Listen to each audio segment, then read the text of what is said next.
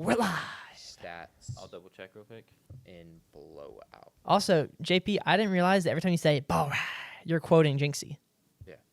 I was watching him the other day, and I was like, "Oh wait, JP says this."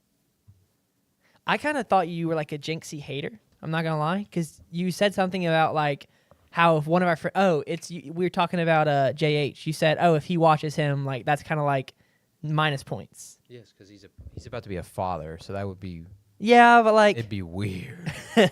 For 5 hours, too? Yeah, like did he say he was watching for 5 hours? Yeah, you said he was doing like 5 hours a okay. week Of watching? of watching this guy. Okay.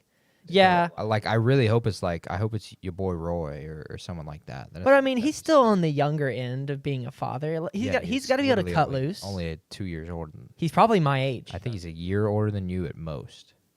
He's got to be a year older because he's going to his 3rd year of the internship. That's true. No, I don't want. Wow, way to expose him, Jack. Yeah. Whoops. No one knew who we were talking about anyway. All right. He's a listener. We can start the podcast whenever. I'm ready to go. No, I need to find this. JP is segment. Should I just talk about what you're doing real quick? Sure. We had a commenter. We appreciate the commenters. It's awesome. But we had a comment on our Bears video from Wednesday. Same guy, 2 comments. Jonah Jackson played for the Rams last year, not the Lions, which is correct. But he did play for the Lions for several years before that. He also said, stop saying Williams' stats were in garbage time, which I didn't get a chance. I've been on the road a lot this weekend, so I haven't had a chance to look at that or been on the road all day. But I did look at one game, and a big game. So I'm going to do more research about that. One game's a big sample size, too. So yeah, JP, I'm just saying that I don't think that that the Bears were in that many games where there was garbage time played is my biggest thing. Just looking at the box scores, bang.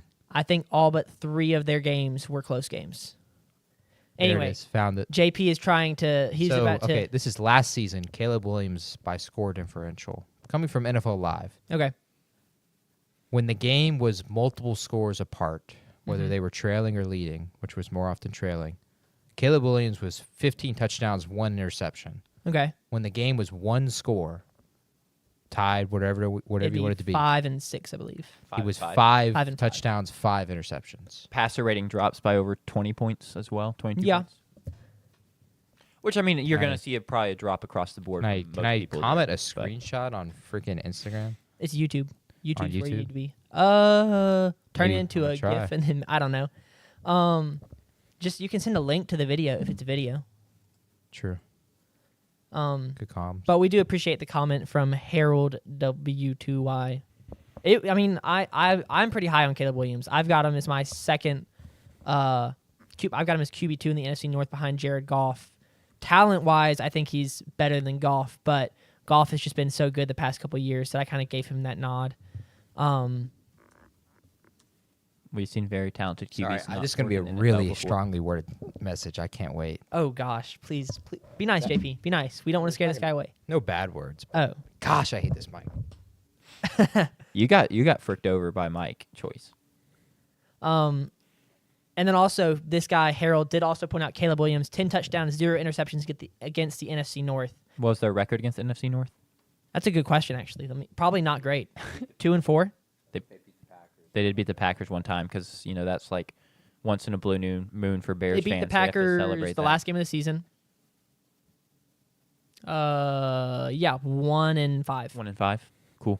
Let's see. They lost to the Vikings by 3 in overtime. They lost to the Lions by 3. They lost to the Vikings by 18, and they lost to the Lions by 17. Where's the other Packers game? They Lost by 2. They lost by 1. So in their 5 losses to NFC North teams, I had it 1, flipped, 2, 3 of them are by combined 7 points. That's not everything. Losses are still losses, but I'm excited to see what the Bears do this season. I'm excited to see what Caleb I Williams need them does. to But this stop. is not the NFC North show. So- This is not the NFC North show. But we've not started our show yet. Oh, so. true. I can keep talking about it a little bit. No, I'm not going to keep talking about it. Let's go see. No chatters, no viewers, 0 viewers. That's tough. I'm just kidding. No, I've got a tough skin. My skin is a lot tougher now than it was Wednesday. Well, next week. I No, told I'm good. I don't- I told the chat that Drop the link in yapping. that Drop the Sanders link is in picking something his else. team today. That's so yeah, people that- are going to join don't because don't Sanders lie is picking to our his team don't lie today. to our friends. I'm not picking my team today. I don't. No, you are. No, I'm not. I sent it with 2 alarms. That doesn't get Oh, any in more that official case, than okay. that In that case, sure. No, I'm not picking my NFL team today. because you've already picked them. Yeah. Imagine I You're just actually telling have us an today. NFL team this whole time, and I've just been like lying to y'all. I've got 4 jerseys in my closet at home. Which are you have a Manning jersey? I'm No. assuming you have a Dak jersey. No, You have a Simmons jersey. no. Are there any state people? Yes, I believe there's one. Chris Jones. Yes. Pretty sure it's a Chris Jones. I haven't worn them in forever. So you're a 'cause they're Chiefs a little fan. bit too big. I am not a Chiefs fan. You have a. Do you have a Colts jersey in there? Do you have an Andrew Luck jersey? No, I Pre Fallout. do not have Andrew Luck jersey. These are all I got all of these jerseys like 2 years ago because there was an Instagram ad for like a knockoff jersey website. Can I say this legally? I bought knockoff NFL jerseys, but they were actually pretty nice. It was like $40 for 4 jerseys. That's not bad. No, 120. It was like buy one for 120, get 3 free. Gotcha. So it was $40 a jersey. $30. Good. So this was like 2 years ago. So I'm trying to think who you would have wanted to cop 2 years ago.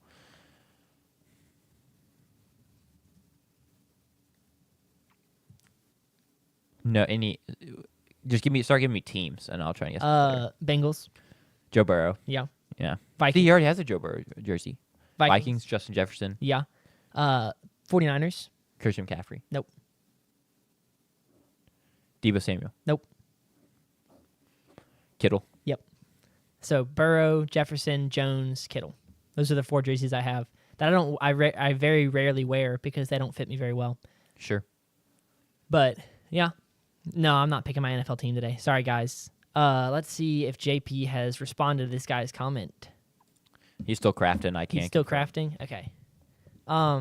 No, for our viewers, for the no viewers we have, but if you come back and watch the live stream, you won't listen. This won't be on the podcast, unfortunately.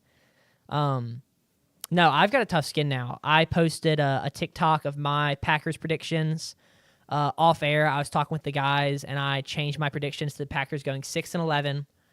I posted that on TikTok, and we got 85 comments to like 40 likes, which is not ideal. Because that means that people are seeing it and they're so pissed that they're not even bothering to like it. They're just immediately going to the comment section and dogging them. I got called a clown, bozo. It was kind of fire. Got called a donut. I got called believe. a donut. I was told that take was worse than saying Angel Reese is better than Caitlin Clark. That was my personal favorite. So it was a wild weekend. At one point, I was not ready for the hate because that was kind of the first hate we've gotten as a podcast, I would say. I think that was We've had one before. we had the one dude that told us to hang it up, boys, but he was just trolling. Yeah. But yeah, that was the first hate I specifically, and it was targeted at just me, which I deserved. It was my take. I don't care, like whatever. But it was like, all right, cool. Now, kind of got the first hate mail out of the way. Now I'm ready for whatever.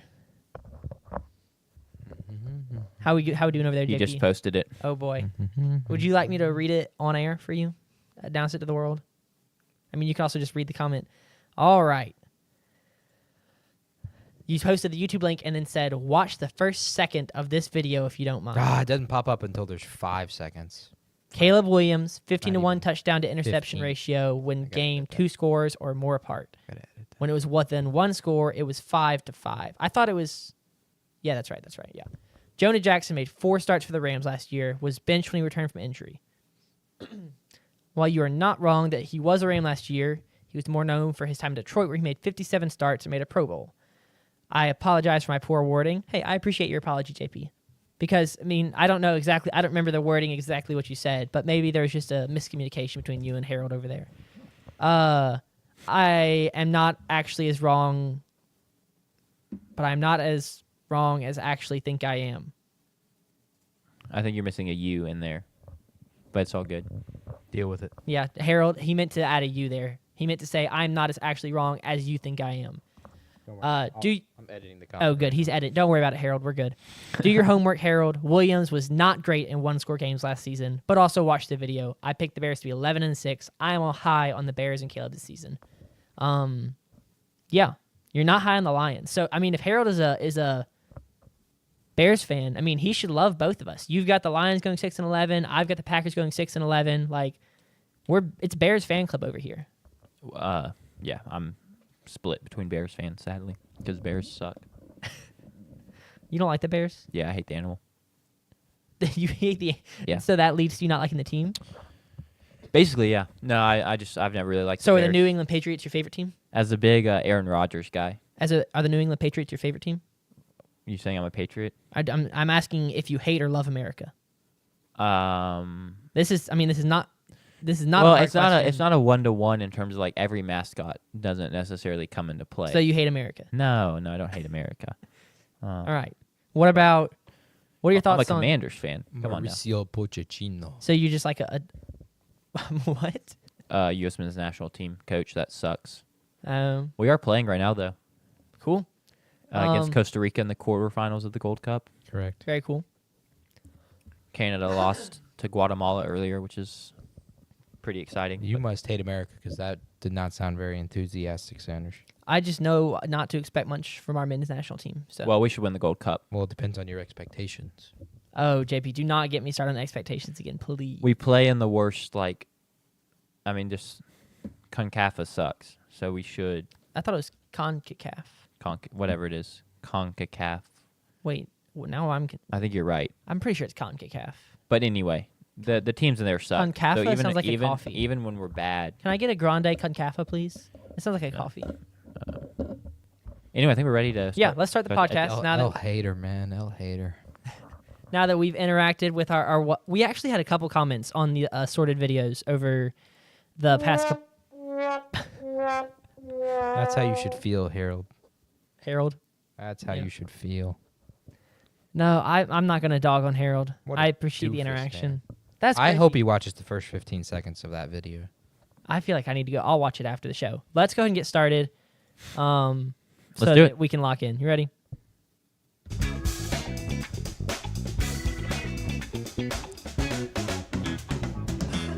What is up, guys? Welcome back to the Technical Foul podcast. We're here on a rainy Sunday afternoon in Starkville, Mississippi. As always, I am Jack Anderson, one of your co-hosts, flanked by JP Pusilowski and Sanders Oakley. How y'all doing today, boys? I'm pretty good. Sorry, just had a little hiccup. You almost just died. Yeah, no, I'm good. I took a breath to speak and then had a hiccup. No, I'm great. We were in Jackson yet again over the weekend. I mean, it's summer and there's not a lot to do in Starkville, so might as well go home and see family. And then got to play angle ball again. We had JP, we had a very contested game. We can spend 3 minutes talking about this in the intro. We had an interesting angle ball result, but we can get into that in a second. But yeah, no. I mean, pretty, this is the intro, so if you true. want to I'll go talk about it. Yeah, now's sorry. the I was time. gonna let JP introduce his weekend before I start that's fine. rambling. Go, We- please. yeah. It's Okay, part of your all right. weekend. Yeah, my weekend. So in Jackson, they play angle ball a little bit differently than we play here. They play not 3 games. They play multiple games, 1st to 7 wins, and they kind of just play till they're done, which I really like. I think there's a lot of benefits to it. It allows, it makes every game close, even like down to the very end, and so, like there's games. when we play here in Starkville, if it's a 4-point game with 5 minutes left, people just kind of stop playing. But here it can be a 4-point game and you're not out of it. So I do like that benefit. But one of the rules I'm not the biggest fan of is you can only apply tag after the person has possession. And that creates some difficulties. Our boy GC got me like probably 6 weeks ago, earlier in the spring. He took a pass across the circle. I had my hand on him, and he just kind of bounced it to his left and stepped away from me, picked it up, and then scored it. And I was pretty mad because I don't like the rule because it just makes it hard to play defense, and I'm not the biggest fan of that. But then yesterday, game 3, our team had won the first 2 games. I get a pass and the ball was slippery and I just kind of bobble it and like couldn't get control of it, and someone tagged me and then I got control of it and stepped away and scored, and I called point, and it was contested and I really didn't want to end on people being mad, so I was like, let's just call it 6-6, like go back to 6-6. It was a tie game at the time. And then our team proceeded to turn the ball over 4 straight times, and they scored 1 point on the 4th turnover. So it was a tough game. It did not end the way I wanted it to end. But I mean, 2-1 is not terrible. I Did you scored hit your 0 points. Oh, so you did not hit The your goal was to score 1 point a game, and I scored 0. I kind of bodied mine. I was dialed yesterday. Yeah, I had one that was taken away on a tag that I kind of disagree with, and then I had one that was taken away on that I vehemently disagree with, and I should have just walked away and been like, "No, the game is over. Sorry, guys." But I let the pressure get to me, peer pressure. Tough. Yep. What about you? How was your weekend? Well, I would say for first, it's your call. I know at the it's end of my the call. day. Well, here that's the The issue is we debate. don't know whose call it was because who is to determine whether or not I had possession? That's a good point. That needs to be addressed then. It does. It will. I personally, for those who don't, I'm not going to explain all the rules of angle ball, but the difference is in Starkville, we play as soon as you touch the ball, you can be tagged. I think that's a lot easier to judge. It's a lot less subjective. What is possession? What is not possession? Is controlling the ball to the ground and then picking up that you could argue that is possession. So I just catch it every time. Yeah, You don't have true. any You do issues. just but I do agree that I should have just left it as my call, but I didn't. I was uncertain about how best to leave people the least upset, and I figured that was the best route, the best way to navigate that. And then as soon as that, and then I ended up getting like two pretty big like defensive mirrors. Celebrate defense. Yeah, to like try and give us a shot, and then our guys just kept turning it over, and Jack got taken out of it. He got manned because he'd already scored a couple points. So, yeah, it was a tough game 3 to a long day. We played for like 3 hours. We got home at 12:15, so we were playing for like probably 2:45, maybe 3. 2.5. Yeah. I put in 4.5 miles, I think, It's not bad. a little over 4 miles, Pretty good. which is more than usual. But yes, I agree that it was my call. We can stop talking about that, and you can talk about your weekend. Yes. A week from today, I will be on the back nine of a major tournament defending the turquoise jacket. So this is going to be I don't even want to talk about my weekend. I've got a big week ahead. Just getting in the right mental headspace and then getting the game ready. You gonna get any swings in? Yes, I will. I'm going to hit the range Monday, Tuesday, Wednesday, Thursday, Friday, Saturday, and Sunday morning before I play Sunday afternoon. So you will not be in studio come Sunday. Not Sunday afternoon, no. Cool. I will be here Wednesday afternoon and Awesome. then leave for Atlanta after the show Wednesday afternoon. Is that a 4-hour drive? 5 hours. 5 hours with the time change. It's about 4.5. Okay. Bet. Actually, but it's usually about a 5-hour drive because you have to stop at Buc-ee's for at least 30 minutes. Disagree. At least 30 minutes. There's too much to do in there. There's a lot to do. So To get out in 5 minutes, that's hard to do. I've only done that once. I don't want to, throw any potential Buc-ee's sponsorships under the bus, but I'm just not the biggest Buc-ee's fan. I think it's a little overrated. I have to be Wow. It's legally obligated. I'm a Because you're from Buc-ee's Texas, yeah. fan. Because the founder went to A&M. That tell me you're in a cult without telling me you're a cult. I You just think have to it's- believe in things because other people in your cult believe. Well, it's kind of sick too. I mean, you wish that the Buc-ee's founder went to Mississippi I bet State. he donates so much money to y'all's football team. I think it's a thing that it's not for everyone. Like I Yeah. view it the same way that I feel like my love of being at Disney World. Like not everyone loves being at Disney World. But Yeah. Some people go to Disney World, they see 10 million people, it's hot, wait in line for 3 hours. Me, it's the most magical place on earth. And the Buc-ee's can Not be the Buc-ee's, same. Disney World.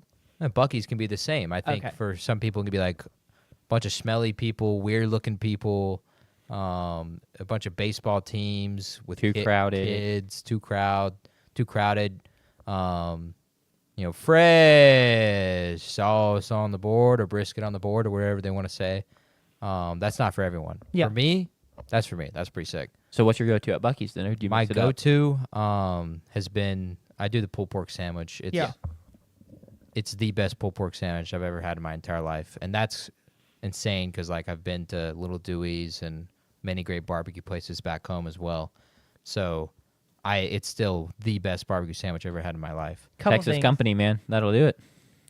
I will say this for Buc-ee's: their bathrooms are incredible. Agreed. I mean, when Exactly. you stop at it, I will say I've never been into a dirty Buc-ee's bathroom. no. Mhm. I mean, there's a reason like the signs say like. Well, actually, I think I've seen people comparing like Taj Mahal's and stuff like that. Like, I don't know what those are. So.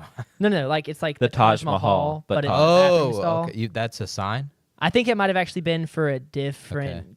Okay. Me and my family call them the Taj Mahals. Mhm. That may actually be trademarked I by haven't seen another that gas sign. station, so now I'm a little nervous. Well, they're not going to come at you for it. No, I'm kidding. And their food is decent. It's just like the people who like get giddy when you talk about Buc-ee's. That's where I'm like, all right, that's a little extreme. Buc-ee's is a good place to stop. Like they've got really nice bathrooms. Their food is good. Place to stop. But the people who get like giddy and like freak out about it, that's where I'm like, okay. They're like, yeah, we're gonna drive an hour and a half our way to go to a Buc-ee's. I'm like, that's not worth it. I just don't understand the people that stop at just a random gas station. One, it's dangerous. Two, it's the bathrooms are completely unkept. You got to pick your spots for sure. And so for me, like I'm only stopping at a Buc-ee's or I'm stopping at like a Love's. Like it's got to be one of those. I'm a big No QT quick trip. guy. About to say no quick trip. JP? Well, there's no quick trips on my way from Atlanta. to I've never been to Starkville. a quick. I didn't know quick trips existed until I started listening to Josh Pate last fall, and now I kind of feel like I need to go to one. It's a racetrack. Have you ever been to a racetrack?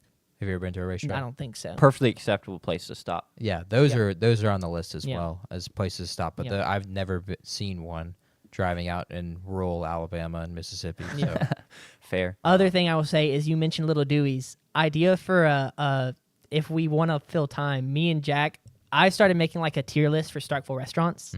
He had Little Um, Dewey's an F. Crazy.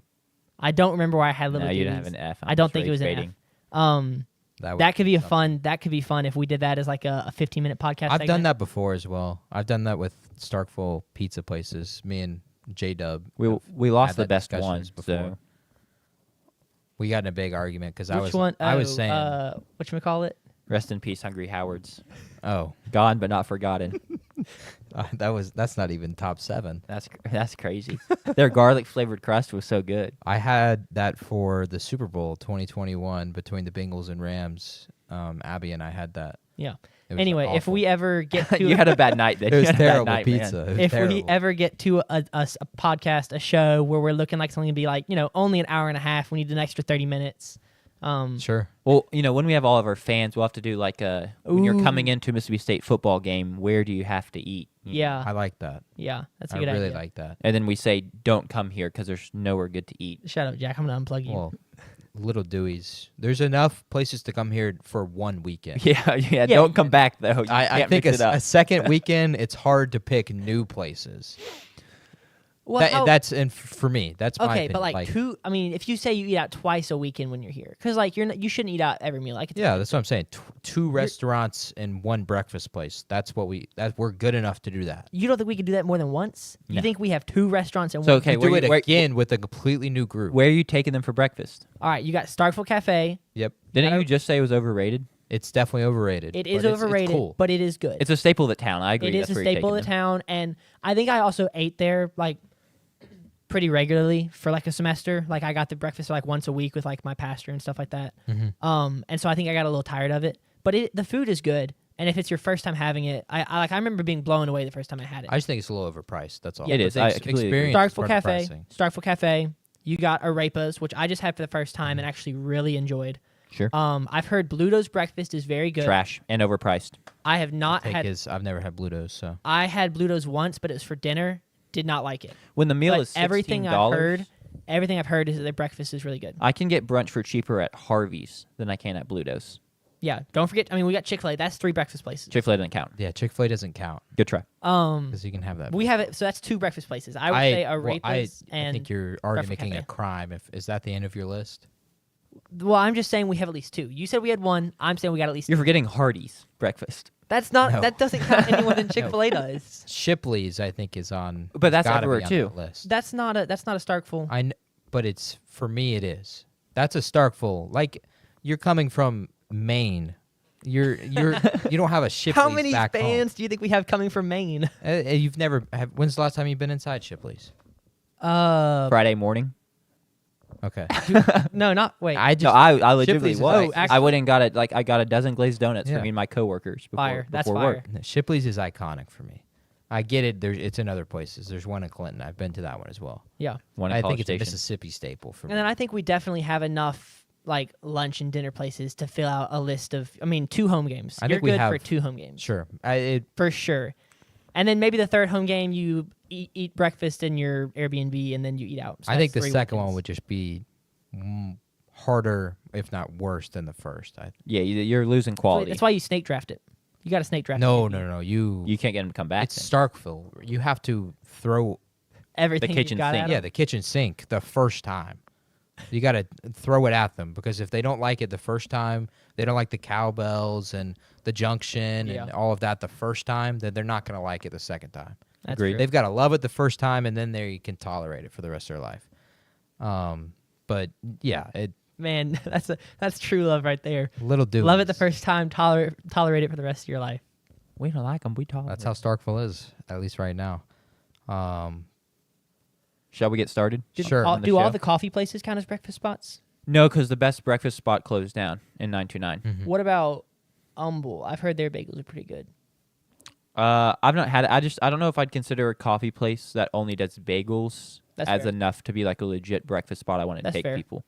They do have good coffee, Yeah. but I'm just not like if I think breakfast spot. I'm like, let's go here. Let's sit down. Let's like eat a legit meal, True. and That's then we fair. can head out to the stadium and start tailgating. Which you've never done, I tailgate plenty of times, but you've never been into a game. Have you tailgated at State?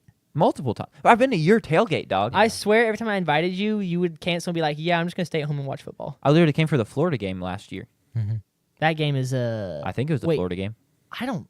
No, the State A&M game. I was there for the State A&M game. Did you go inside for it? No, sat outside? I had to. I got Oh. to go to Lucy's grandparents' 60th Yes, wedding that's what anniversary it dinner. was. And I was about to say, you definitely didn't go to the Florida game Good because word you were change. otherwise occupied. Yes, correct. And then I went into the Georgia game my freshman year, I remember you. and it was yeah, freezing cold. I left at halftime with because you Jackson. and Jackson were both like, "We're gonna come because this is our opportunity to see some of the best athletes in the country play football." Yeah, and and we we were left- not talking about Mississippi State. We left right as Georgia ran the kickback. The opening second half, right? Yeah, Yeah. it was Georgia. Did y'all run it back? No, Georgia. we ran it back before the end of the first returned a That's punt right. at Yeah, the yeah. end of the That's first what I was half thinking of. to make it like 7 or to 10, tie it at 10. and then The wait, wheels to fell tie off it from there. or to Tie make it at 10. Yeah, and then Georgia returned the opening kickoff of the second half. Yeah, that's right. That's why I was like, I couldn't remember who because All right. did it. 15 minutes of introduction later. Y'all want to get started?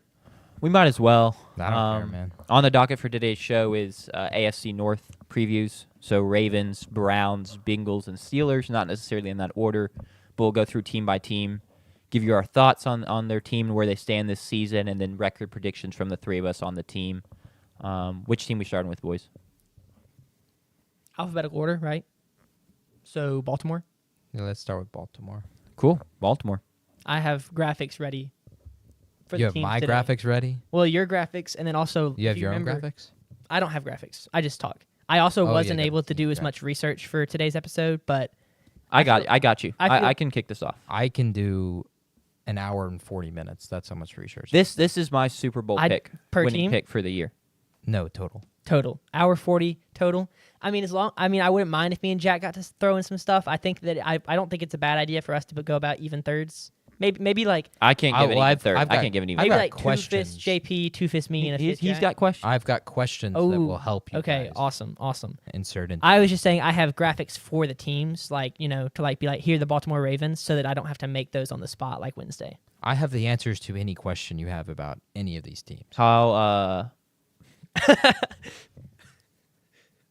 Good question. I JP, can't thought? ask that question live on air.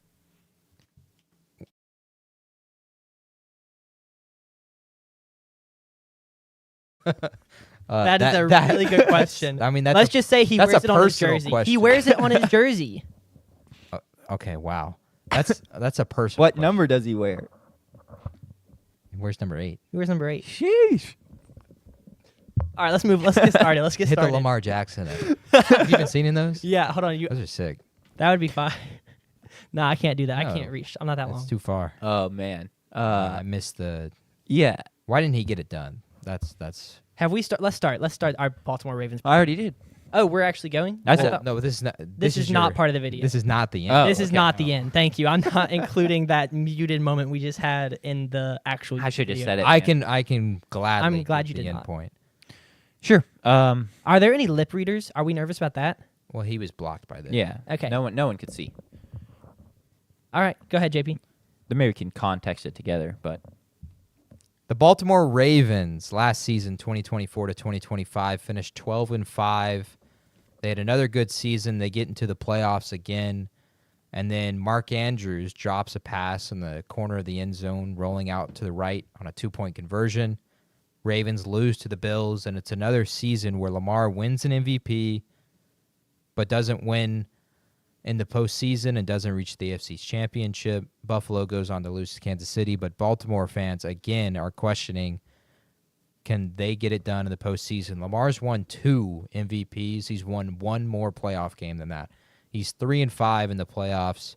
The Ravens were the number 1 offense last season. With the addition of Derrick Henry, they were just absolutely elite. I can tell you from a fantasy football perspective, my buddy had Lamar Jackson, and Lamar saved him like 4 times last season with terrific primetime performances at the end of the weekend.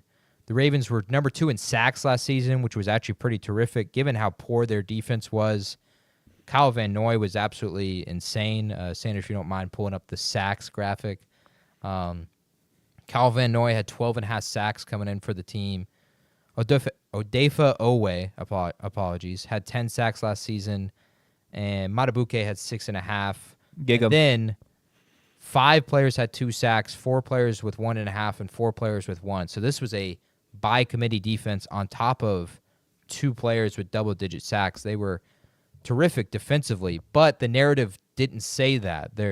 If you want to pull up the first one, their full defensive graphic for the entire season, they were 27th against the pass, number 1 against the run. And then I want to break it down in terms of games as well. So if you look at the first 10 games of the season, they gave up 300 yards a game. They gave up 73 on the ground. But if you look at it, the last 9 games, they actually turned into an elite defense, 175 passing yards per game, and giving up a little bit more on the ground, 90. So this was, for Baltimore fans, it felt like the defense turned itself around. Sure. That was a major question throughout the season. For the first part of the season, I know Baltimore fans felt like the Lions fans did last year where, man, if we just have to outscore these teams because we're not going to be able to stop them. The defensive backs were very poor. Nate Wiggins was cornerback 1, and Marlon Humphrey was not great. So the Ravens defense really turns it around the last 10 games. I do want to say part of that is kind of the quarterbacks that they were facing in those first 10 games when they were poor. They faced Joe Burrow twice, Patrick Mahomes, Dak Prescott, Jaden Daniels, Josh Allen, Baker Mayfield, Jameis Winston, and Bo Nix. So elite passing quarterbacks for the most part. Like Winston puts up numbers passing even if you don't think he's good. In those last 9 games of the season, they faced Russell Wilson 3 times, Justin Herbert, Jalen Hurts in the ground attack. They faced Tim Boyle and Tommy DeVito in a New York Giants game. They faced C.J. Stroud, but C.J. Stroud only had Nico Collins at that point in the season. They also faced Bailey Zappi, and then they would face Josh Allen in the snow game where not a lot of passing yards were occurring for the Bills. So the defense was a big question last season. It looked like it was fixed, but if you look a little closer, was it really just a question of the quarterbacks that they were playing? So now, going into this season, they add Jair Alexander, they add Chidobe Awuzie from the Titans, formerly of the Bengals, and then in the draft, Malachi Starks falls to them in the first round. So my question to y'all for the first one is, do the additions at DB improve this pass defense this season? I know, Sanders, you have questions about Jair Alexander. How do you think that plays out this season for the Baltimore Ravens? Yeah, I think my questions about Jair just focus around his health. And I think that's going to be until he stays healthy for a full season. I don't think he's played a full season in 2 or 3 years. And I think that's going to be kind of what defines his tenure there. I don't know about who are the other additions? Chidobe Awuzie, he's actually a really good corner, coming from the Bengals and the Titans. Yes. And then Malachi Starks they take in the first round to go from alongside Georgia, to Kyle go alongside Hamilton. Kyle Hamilton, Mm-hmm. who is just finished his rookie year out of Notre Kyle Dame. Hamilton just finished his second year out of Notre Dame. Yeah, that could be a very good safety duo. I was super high on Starks out of Georgia. So I'll be interested to see how that pairing goes. Yeah, and he how, had the 10th ranked PFF grade out of players. Well, I going mean, then into Yeah, we know how love much him. that matters to you. I've got to exactly. love him then. It's kind of, It's like Jack loving all things Aggie related. Yeah, true. I don't love all things Aggie related. Yeah. But Buzz Williams. Exactly. Continue, Senator. I'm really excited. I was super high on Malachi Starks, and my concerns, I think, actually, I don't want to talk about my concerns right now because we're talking about defense. So let's stick to defense. I do think that the defense will be improved. Jack. Yeah, I mean, I agree. You said 27th in pass yards allowed. They for the total, and then in the Correct. last 9 games, they cut that number by nearly 60 yards. Yeah, I mean, see, there's the thing of like even if they just get to league average or a little above average, that's a huge improvement. And based on who they've added, that doesn't seem like a stretch at all. I really think it'll be an improved pass defense for sure to go with an already great defensive line. Yes, and then they also were able to add Mike Green, who fell into the second round. So this is another guy that gets to add to that pass rush. You question first for the defense is like Kyle Van Noy going to be able to put up 12.5 sacks again at his age. It's a real true question. He kind of comes off the couch, joins the Ravens, and then is good in the postseason, and then was really good last year. So Mike Green joins that defensive line. So there's prospects there on that defense for hope to improve. But I think like Sanders was saying, there's concerns, and the concerns, I think, actually lie with the offense and the number one offense in the league last season. My first question for y'all is, does a 31-year-old Derrick Henry still have the legs to be the workhorse back Baltimore will need out of him? Because they made no additions to running back, and they also lost a running back as well. So in the offseason. So Derrick Henry, is he good enough still? I mean, it's a He was hard. really good last year. He's someone I don't want to bet against because the fact he's already put so many snaps on his body. So even the fact that he was as good as he was last year at 30 is still really impressive. Yeah. Now you do have to think he falls off at some point, but yeah, I'm not going to bet against him kind of until he shows me signs. Yeah, it's one of those things. JP, I mean, this is exactly where I was going. Their offensive line is still going to be good, and Derrick Henry last season had a season that most years would have been the best running back in the country. I mean, Saquon Barkley was the only guy to be better, and he had a historic season. So Henry did have a very good year last year, but he'll be turning 32, I believe, this season. And that's just, I mean, as far as running backs go, that is ancient. The average running back lifespan is very short. It's very injury heavy. Running backs just do not last that long. Even the best of them, we see very few guys. Christian McCaffrey right now is an outlier, but even guys like Nick Chubb with knee injuries, it's so hard to last that long. And I agree with you that they did nothing to help out that running back core, and they did less than nothing for that wide receiver room. They brought in DeAndre Hopkins, and I know how you feel about bringing in old wide receivers because we disagree about Stephon Diggs. I think DeAndre Hopkins will add even less to this offense than Diggs will to New England. I mean, a little bit older, I believe.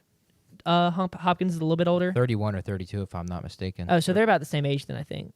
But I don't see the running game being able to maintain the same pace it did 33. last season. Wow. I don't see the run game being able to continue at the pace it had last season. I don't see the passing game picking up the slack. I just don't see that. Lamar Jackson, I think that the Lamar Jackson, he can't pass or anything from his second and third years in the league, I think that's kind of quieted down. I think that Undoubtedly. people understand that, like, he runs, he's the best running quarterback in the NFL, and then he can pass adequately enough to get by. He's definitely not the best passer in the NFL, but he can get by with his arm. I just don't think that they have the wide receiver room to help him out at all. Also, on that note, I thought Josh Allen won MVP last year, not Lamar. Lamar did,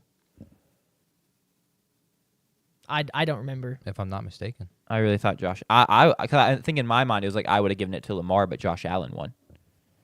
This is gonna be really awkward. We're gonna have Nikola Jokic, guys. It was Josh Allen. I had that wrong. Wow. He's got 2 MVPs. yeah. Another MVP season. That was the part of it. I mean, I think he Big finished debate. second. Oh, Yes. And like I said, I would have had him win. Funny story, actually. Lamar's first MVP season, I was in the fantasy league, and I don't remember who set it up, I was actually helping out one of my dad's friends because he was in the league, but he didn't know anything about football. And it was you got a point per 10 yards passing league.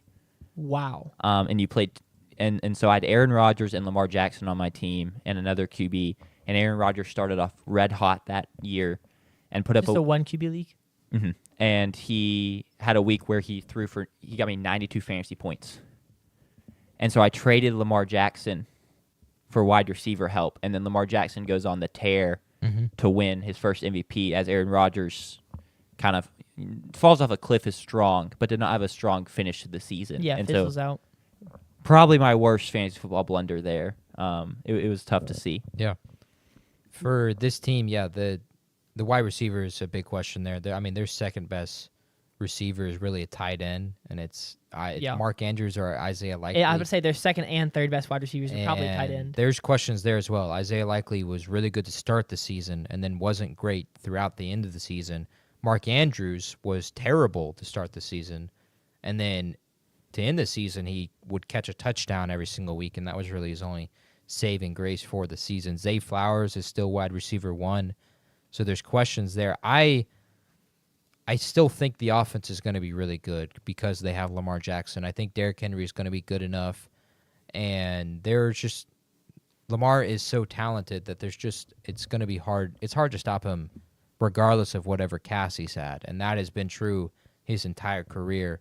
Todd Monken's still going to be the offensive coordinator, so there's not a big change there.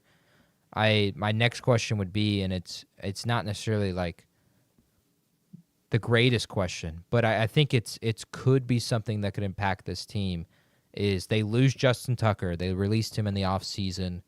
Tucker's going through legal allegations. He's basically being accused of the same thing as Deshaun Watson, just with less women. I think he was basically convicted for it, suspended 1 less game than Deshaun, 10 instead of 11. But my question is this team going to miss the leadership of a guy like Justin Tucker? And he's not the only thing that they lost as well. They lose Tre'Davious White as well, Nelson Aguilar, who was a receiver in that group for a long time. And then another follow-up question on top of that is they lose Josh Johnson, their backup quarterback. And now their backup quarterback this season is Cooper Rush. They already lost Tyler Huntley. Cooper Rush is their backup quarterback. They're not going to be able to run the same kind of offense if Lamar were to get hurt again, which is completely on the page with the way he plays. Yeah. So is this Ravens team a team that, like, if they sustain one cut, are they done for? Well, first of all, if I were the Ravens, I think that bringing Cooper Rush was a little silly. If I were them, why not try and go get a guy like Malik Willis?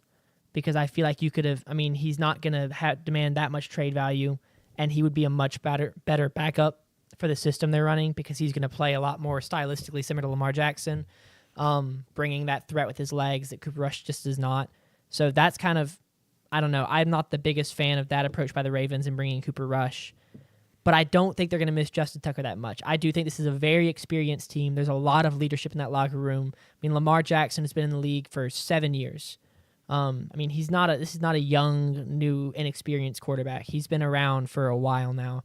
Mark Andrews is an experienced guy in that position in the skill room. DeAndre Hopkins, even if he is older, does bring some mature. Like, I'm not at all worried about the leadership of that team. And I'm also not super concerned. Let me look at, Jack, if you want to, Tre'Davious White. I was excellent at, was he at the Patriots before Buffalo? Drafted by, I don't think so. That's Stephon Gilmore. I think that you're. Yes, thank you. Thank you. Stephon Bill Gilmore, Patriot. Bill, then a Patriot. Tre'Davious White was excellent at the Bills, and then tore his ACL. Popped his Achilles. Thank you. And then went to the, where did he end up after that? And went to the Rams, and he ended up with the Ravens last season. Yeah, I just back in Buffalo. Don't remember him being, how impactful was he? I just think he was a leadership piece in that defense. And did he play a lot of games? No, but he's a part of that locker room. And my concern this season, and I'm saying this because we are all very high on the Ravens for a win-loss perspective. We're really high on Baltimore, and we think they're going to be really good this year. But I wonder, are they in a spot where they have a potential to spiral because they lose a guy like Justin Tucker in the locker room, and now it's going to be on the shoulders of a guy like Lamar or Kyle Van Noy on the defensive side. And, I mean, D-Hop will be there. It's a veteran leadership. Can Harbaugh withstand that? Like, if Lamar gets hurt, like that is, or Derrick Henry gets hurt, they're in a bad spot because Cooper Rush is not a good enough backup to replace Lamar, obviously. And then for the backup running backs, it's Justice Hill and it's Keaton Mitchell, and that's about it. You know, you don't have the guys like J.K. Dobbins and Gus Edwards who weren't there last year, but still, they didn't get hurt. Lamar and Derrick Henry didn't get hurt last year. Yeah. So that is my question for the Ravens this season is, like, if something happens, Lamar gets hurt, Derrick Henry gets hurt, a receiver gets hurt, are they going to be in a spot where they have a chance to potentially spiral? I think they definitely could. I think that's a lot more of a fair concern in my eyes than the leadership thing. I think Sanders was right that I trust guys like Lamar Jackson and such to and even like step into a leadership role, but I honestly think they've already been leaders on this team. Even a before Jair this. Alexander or Marlon Humphrey are both 7-8 year veterans. I don't know if I want Jair Alexander in a leadership role necessarily, just based off stuff I've heard. Yeah. But they have plenty of guys to fill that. But I agree that the depth is a concern. I also will say though, I mean, no matter who their backup is, losing Lamar Jackson would be pretty crushing. Justin Tucker was not going to make a. I mean, who else did you mention? You said Justin Tucker and Trey, and then Nelson Aguilar. Nelson Aguilar. I mean, they lost some veteran pieces. I just don't think that's going to be a huge concern. But yeah, if guys go down, it'll be big. But I mean, once again, if Lamar Jackson goes down, I don't think it matters if Malik Willis or Tyler Huntley is there. Yeah. Their goal this year, it's Super Bowl or bust for them. And they wouldn't be able to get that done in my eyes, no matter who the backup quarterback is. Yeah. So. And can I just back to the wide receiver core? I was just looking at them. It's remarkable. So their leading wide receiver was Zay Flowers. He had 74 receptions on 112 targets. Then Mark Andrews and Rashad Bateman had 79 and 74. Isaiah Likely at 65 targets, and then it drops off to Nelson Aguilar had 30 targets in an entire season, 16 games. Tylan Wallace 15 targets. It was just.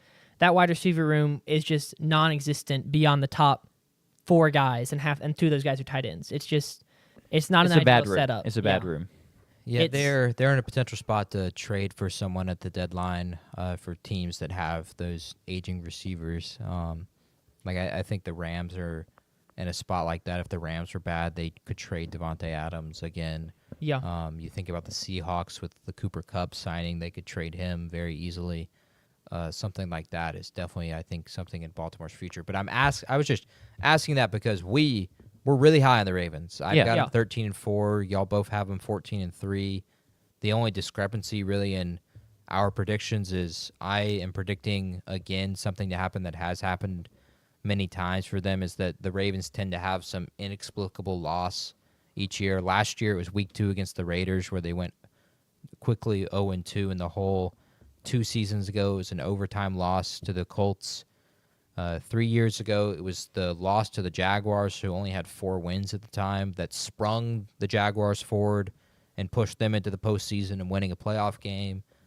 The 2019 year, when they were 14-2 and Lamar won the MVP, they lost to the Browns in Week 4 to be 2-2 and then won 12 straight to end the season.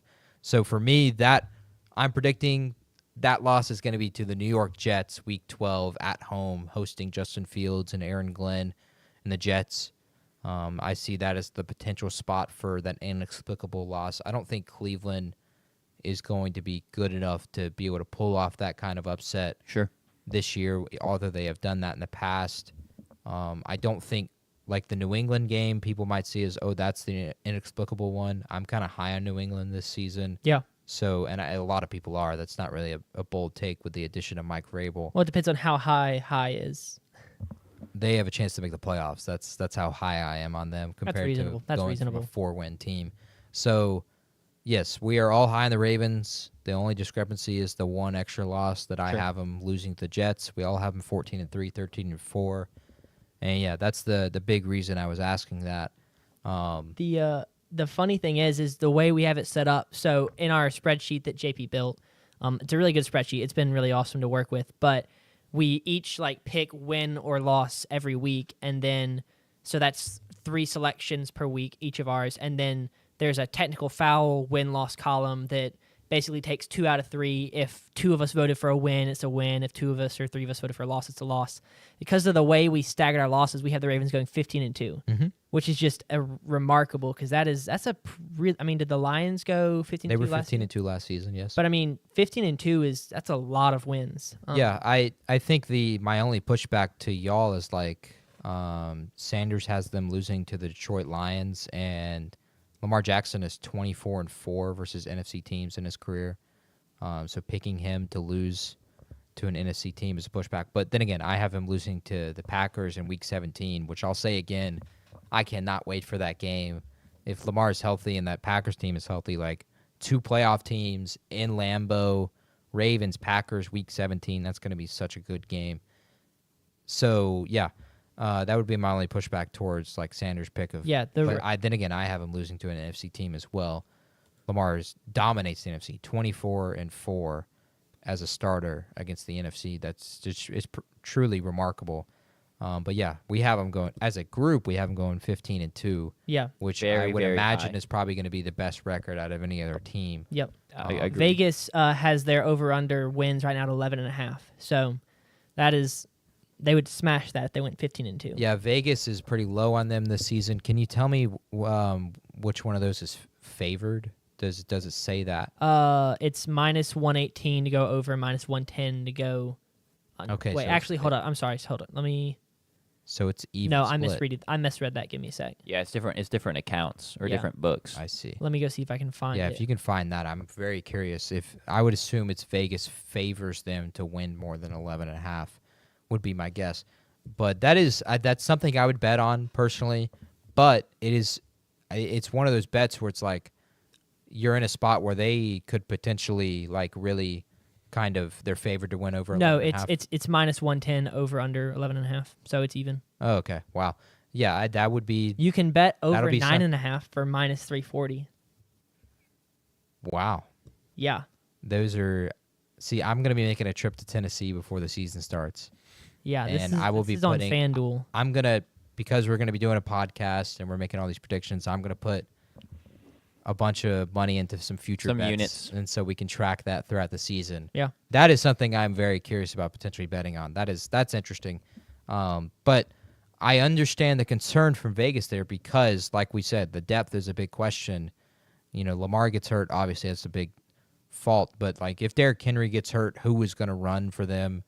The questions at receiver is definitely a big question. They got to put Lamar at quarterback and then put in Lamar at running back and put in Cooper Rush at quarterback. That might be their best option. I disagree. That wouldn't make any sense. Cooper Rush. Lamar's a better passer than Cooper Rush. Yeah, but maybe year one Lamar. I've loved Lamar Jackson's career. I've really enjoyed watching it. There's so many just hilarious moments. You got the TikTok edits that are going on right now. yeah, You had the ones where they were in the AFC Championship and it was the Black Hole's son, like Lamar Jackson, please save us from Patrick Mahomes and Travis Kelce and Taylor Swift in the Super Bowl. Those were great edits. I still remember there was a hilarious one where I forgot what coach or whoever called out Lamar for not wearing sleeves or wearing black sleeves.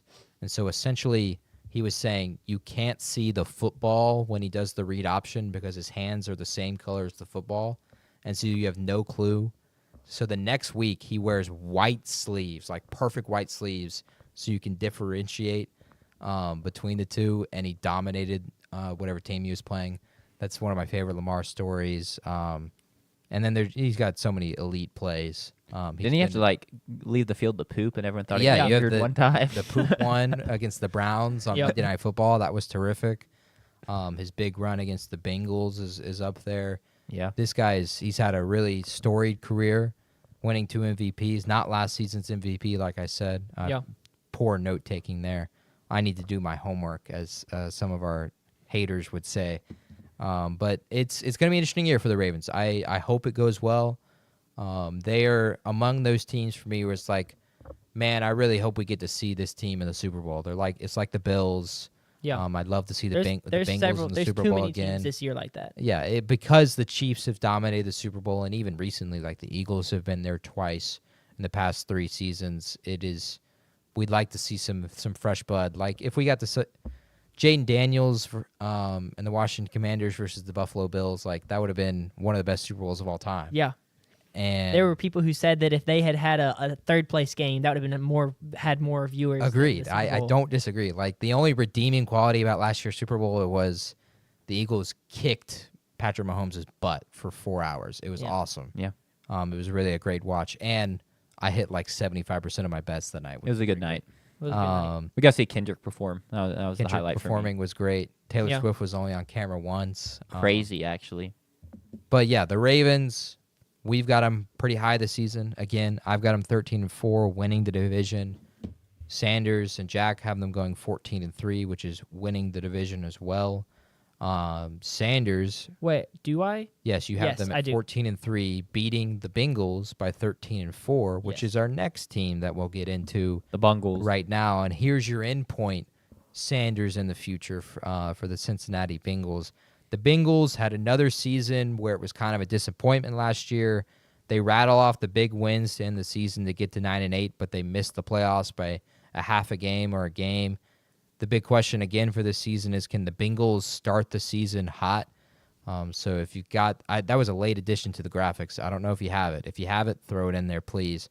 If you don't, I've got it right here. The Bengals start of the season, the last 4 years. Last year they were 1-3 in 2023, 1-3 in 2022, 2-2, and then the year they made the Super Bowl, they were 3-1 to start the season. So that's something for Bengals fans to look forward to immediately. Is, can we start the season hot?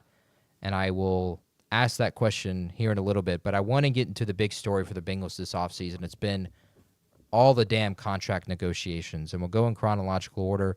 In March, Jamar Chase and T. Higgins signed contract extensions on the same day. Jamar signed for 4 years, $161 million, making him the highest paid non-quarterback in NFL history. That same day, T. Higgins signs for 4 years and $115 million. So the dynamic young duo will stay in Cincinnati for the next 4 years, and that'll get me to my next graphic. It is a question for the other two contract negotiations of that this offseason. It's Trey Hendrickson and Shamar Stewart. So you had the big signings with T. Higgins and Chase, but Trey Hendrickson at this moment still doesn't have a contract extension. The 30-year-old led the league in sacks last season, with 17.5 on a team that trailed much of the season. They were an awful defense, and he had 17.5 sacks. It's truly remarkable numbers for the former Saint as the true, really only pass rusher for that team. So he was getting doubled a ton, but he led the league in sacks with 17.5. Shamar Stewart also does not have a contract at this time. He is in a dispute with the Bengals over the wording in his contract. Now, a big thing to note, and this is something I heard earlier this week from Ian Rappaport that has not hit the mainstream and has really not been talked about enough, which is unfortunate. But the wording in his contract is not a new thing. Roughly half of the teams in the league use the exact same wording that the Bengals are trying to use in Shamar's contract. And the Bengals are now just another team trying to use that kind of wording. And for the most part, in only extreme circumstances, does it actually change the amount of money that the rookie can receive.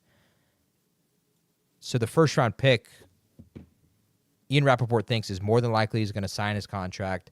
The dispute is really just like this kind of feels like a scumbag move of like, y'all haven't been using this wording before. Why are you using that with me now? Sure. But if you flip it on the other side, the Bengals are like, well, the rest of the league, half the league has been using it. Like, let's get on this now. Let's start using it now. Yeah. It's just It's a tough spot. it's a brutal offseason for them because of all these contract negotiations and all these questions. And then on top of that, like, they nearly had to move out of their stadium. They were in a big dispute there. They were only under contract for this season. And after that, they could leave Cincinnati. Like, they could go somewhere else. But they were able to get that figured out. They're going to do a big remodel of the stadium.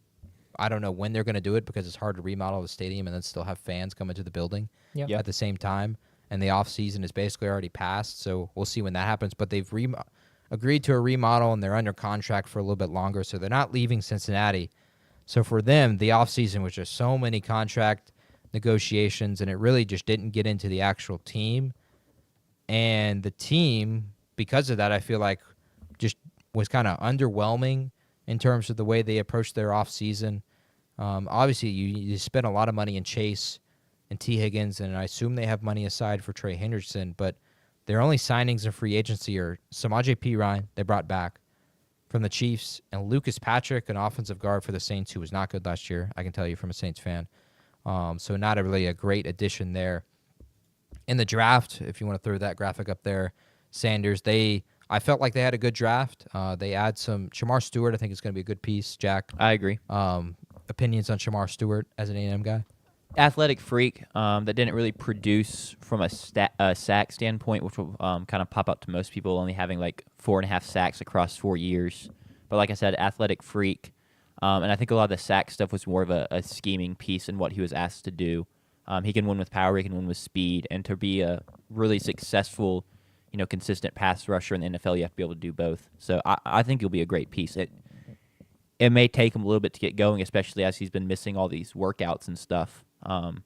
But when he does, he should play well. Yeah, I think he's going to be a great addition. They also add Demetrius Knight Jr. from South Carolina, linebacker. They add Dylan Fairchild, an offensive guard from Georgia, and then Barrett Carter from Clemson, who, for me, a Tiger fan, Barrett Carter is a really good player.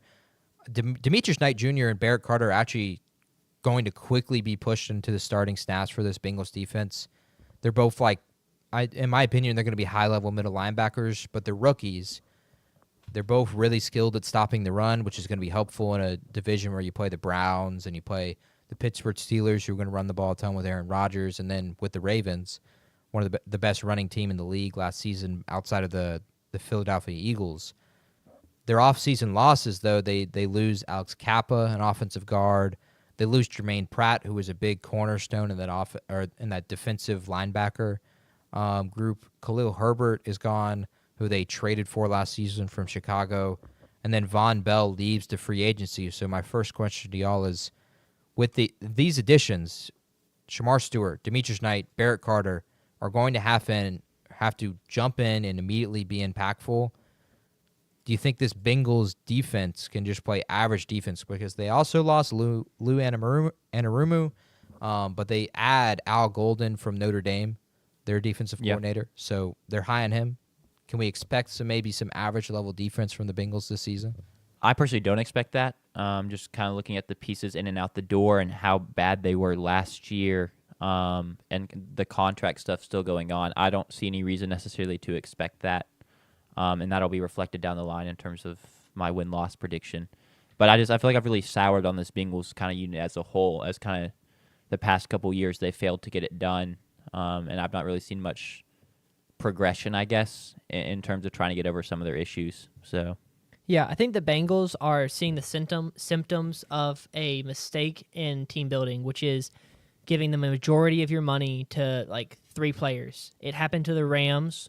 The Rams were fortunate, but it happened to the Rams with Aaron Donald, Jalen Ramsey, Matthew Stafford.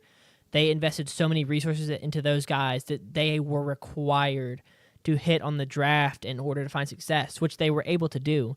But when you do that, when you pay wide receivers, and right now wide receivers, I believe, make the second most average per year behind quarterbacks in the NFL. So when you are paying the most expensive position in the NFL in quarterback, and you're paying 2 of the second most expensive position in the NFL at wide receiver, it forces you to hit on rookies. And so like you said, like you're looking at Demetrius Knight starting and Barrett Carter potentially starting, and then there's still a possibility that they don't have the money to pay Trey Hendrickson, and now you're looking at the possibility of Shamar Stewart starting. That's 4 or 3 rookies on defense, and then Dylan Fairchild starting on offense.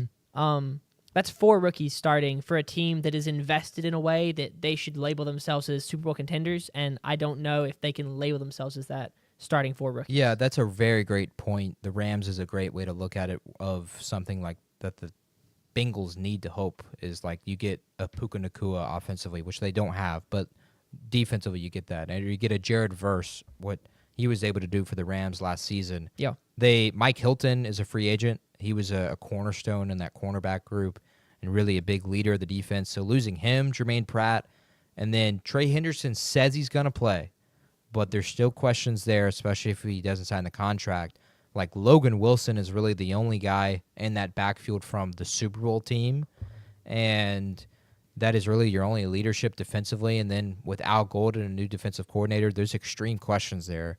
And so I get the concern. I don't think the Bengals can play average defense as well. I think it's going to rely heavily on the offense again, who last season were absolutely terrific. Their offense last season, if you want to pull that graphic up, the total yards for them was just truly remarkable. Joe Burrow, over 5,000. Jamar Chase led the league in receiving with 1,700. He was the best player in fantasy football to go along with Saquon Barkley last season, and that showed because in my fantasy league, Jamar Chase was on the team that had the best record in the regular season, but the team that won the Super Bowl and the team that won the fantasy football championship was the team that had Saquon Barkley and me.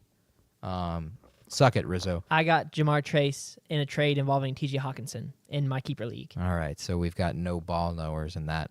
It was Harris. I was about to say. I know for a fact that was. He really wanted T.J. Hawkinson, and I was like, It wasn't 1-for-1, was it?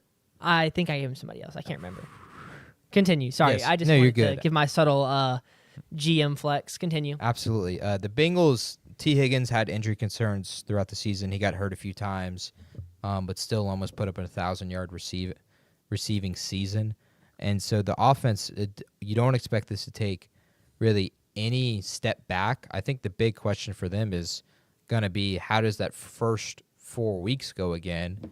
And they play at Cleveland to start the season, which is a team Joe Burrow has struggled with a ton. Jacksonville comes to the Bengals in week 2, and then they go at Minnesota and at the Denver Broncos on Monday Night Football. So an opening schedule that is not necessarily that easy. Sanders, you have them going 3-0 and then 3-1 to start the season. You're really high on the Bengals this year. Yes. You have them going 13-4 this season. What do you love about this Bengals team to make you say this is a team that's going to actually start the season well and then finish the season well at 13-4? I think that they're going to start off better than they did last year. Last year, I don't understand. They started 1-3, right? That is just Lost to the Patriots week 1. Yeah, that was unacceptable. I think that their first 3 games of the season set up a little bit better. At Cleveland, I am very low on Cleveland. We're going to get to that later, but Who isn't? yeah, for real. I mean, they're going to be playing either a rookie quarterback or Joe Flacco or Kenny Pickett, right? I mean, if you cannot, the defense should look good coming out of week 1 is the reality. The defense going up against that Cleveland offense should look like a good defense. I think that none of us should be fooled because we should be ready for that. Jacksonville at home, I'm not very high on Jacksonville. I think things are getting a little stale over there in Jacksonville. And then at Minnesota, once again, should be playing a young quarterback in J.J. McCarthy. And then at Denver, I'm pretty high on Denver. I loved what I saw from Bo Nix last year, and then love the roster they have over there. It's a very deep and very talented roster. So, but I just think that this Cincinnati offense is going to be good enough to compensate for a defense that should not be worse than it was last year. Sure. I don't know that the defense is going to get any better, but I think that I believe the offense is honestly going to get better. They're Wow. returning What? all the What? Yeah. What? maybe the not reasoning necessarily there? better, but I think that it's going to be I'm more expecting it to perform at its best for the majority of the season, whereas I feel like we didn't see that for the majority of last season because they're returning there shouldn't be any kinks left to work out. They're returning all of the weapons. They're returning several offensive line starters. They are starting a rookie potentially, but I just expect it to be very like a well-oiled machine to run Sure. well and to run efficiently. So, and then I do expect that the defense shouldn't get worse, and fingers crossed it gets better because, I mean, I guess I'm working under the assumption that the Bengals believe they took the right steps to improve that defense. There's no way they finished last season and said, "Yeah, I think we're good there. I think we're all right." So I don't know if I necessarily love the pieces they brought in, but I think that I'm going to work under the assumption that there's going to be at least some return to average. Yeah, they attacked those first 4 rounds in a way that that's a front office that knows where their holes are and what they need to approach. The only question is now it's rookies that have to fill those holes. Well, it's the right positions, it's the right kind of talent. It's rookies at the end of the day that have to fill that role. For them, I'm really not concerned, but it's going to be interesting this season. Like, offensive line is really not good at all. They're going to be Orlando Brown Jr. is going to come back, who went on a press tour for whatever reason last week. Was on a few shows and was talking about the Bengals. Dylan Fairchild is probably going to start at offensive guard. If not, they're going to start the cheater, Cody Ford, who cheated on that one TikTok girl.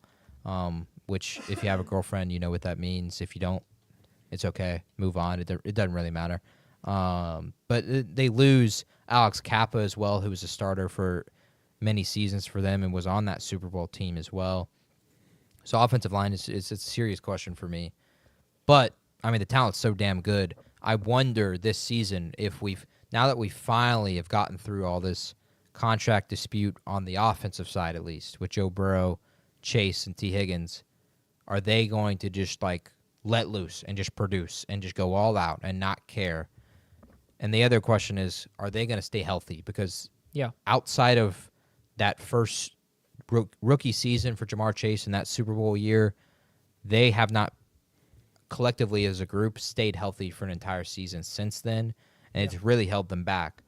And so it comes down to that. Can they stay healthy because you're giving them so much money? Like, the guys behind them are not going to be as great.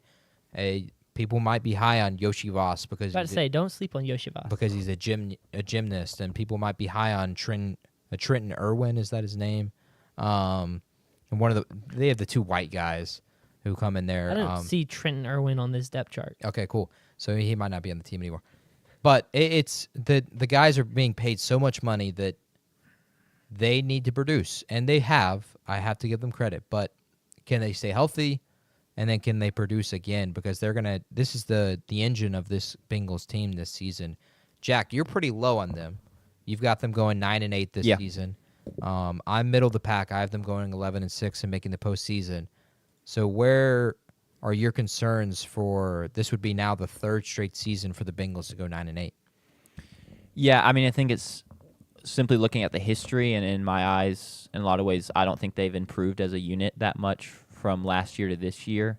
They did attack defense in the draft, but I think if you asked their front office and they, didn't give a football answer, like, it was full transparency, they would be like, yeah, we wish we could have done more. We just didn't have the money to do it, right? Yeah. I don't think they're necessarily happy with where their defense is either. And then some of the scheduling. I mean, they have to play the NFC North, which doesn't help at all. Mm-hmm. You look at them starting 2-4 with losses at Minnesota, home against Detroit, and then at Green Bay. I think it's a pretty tough draw there.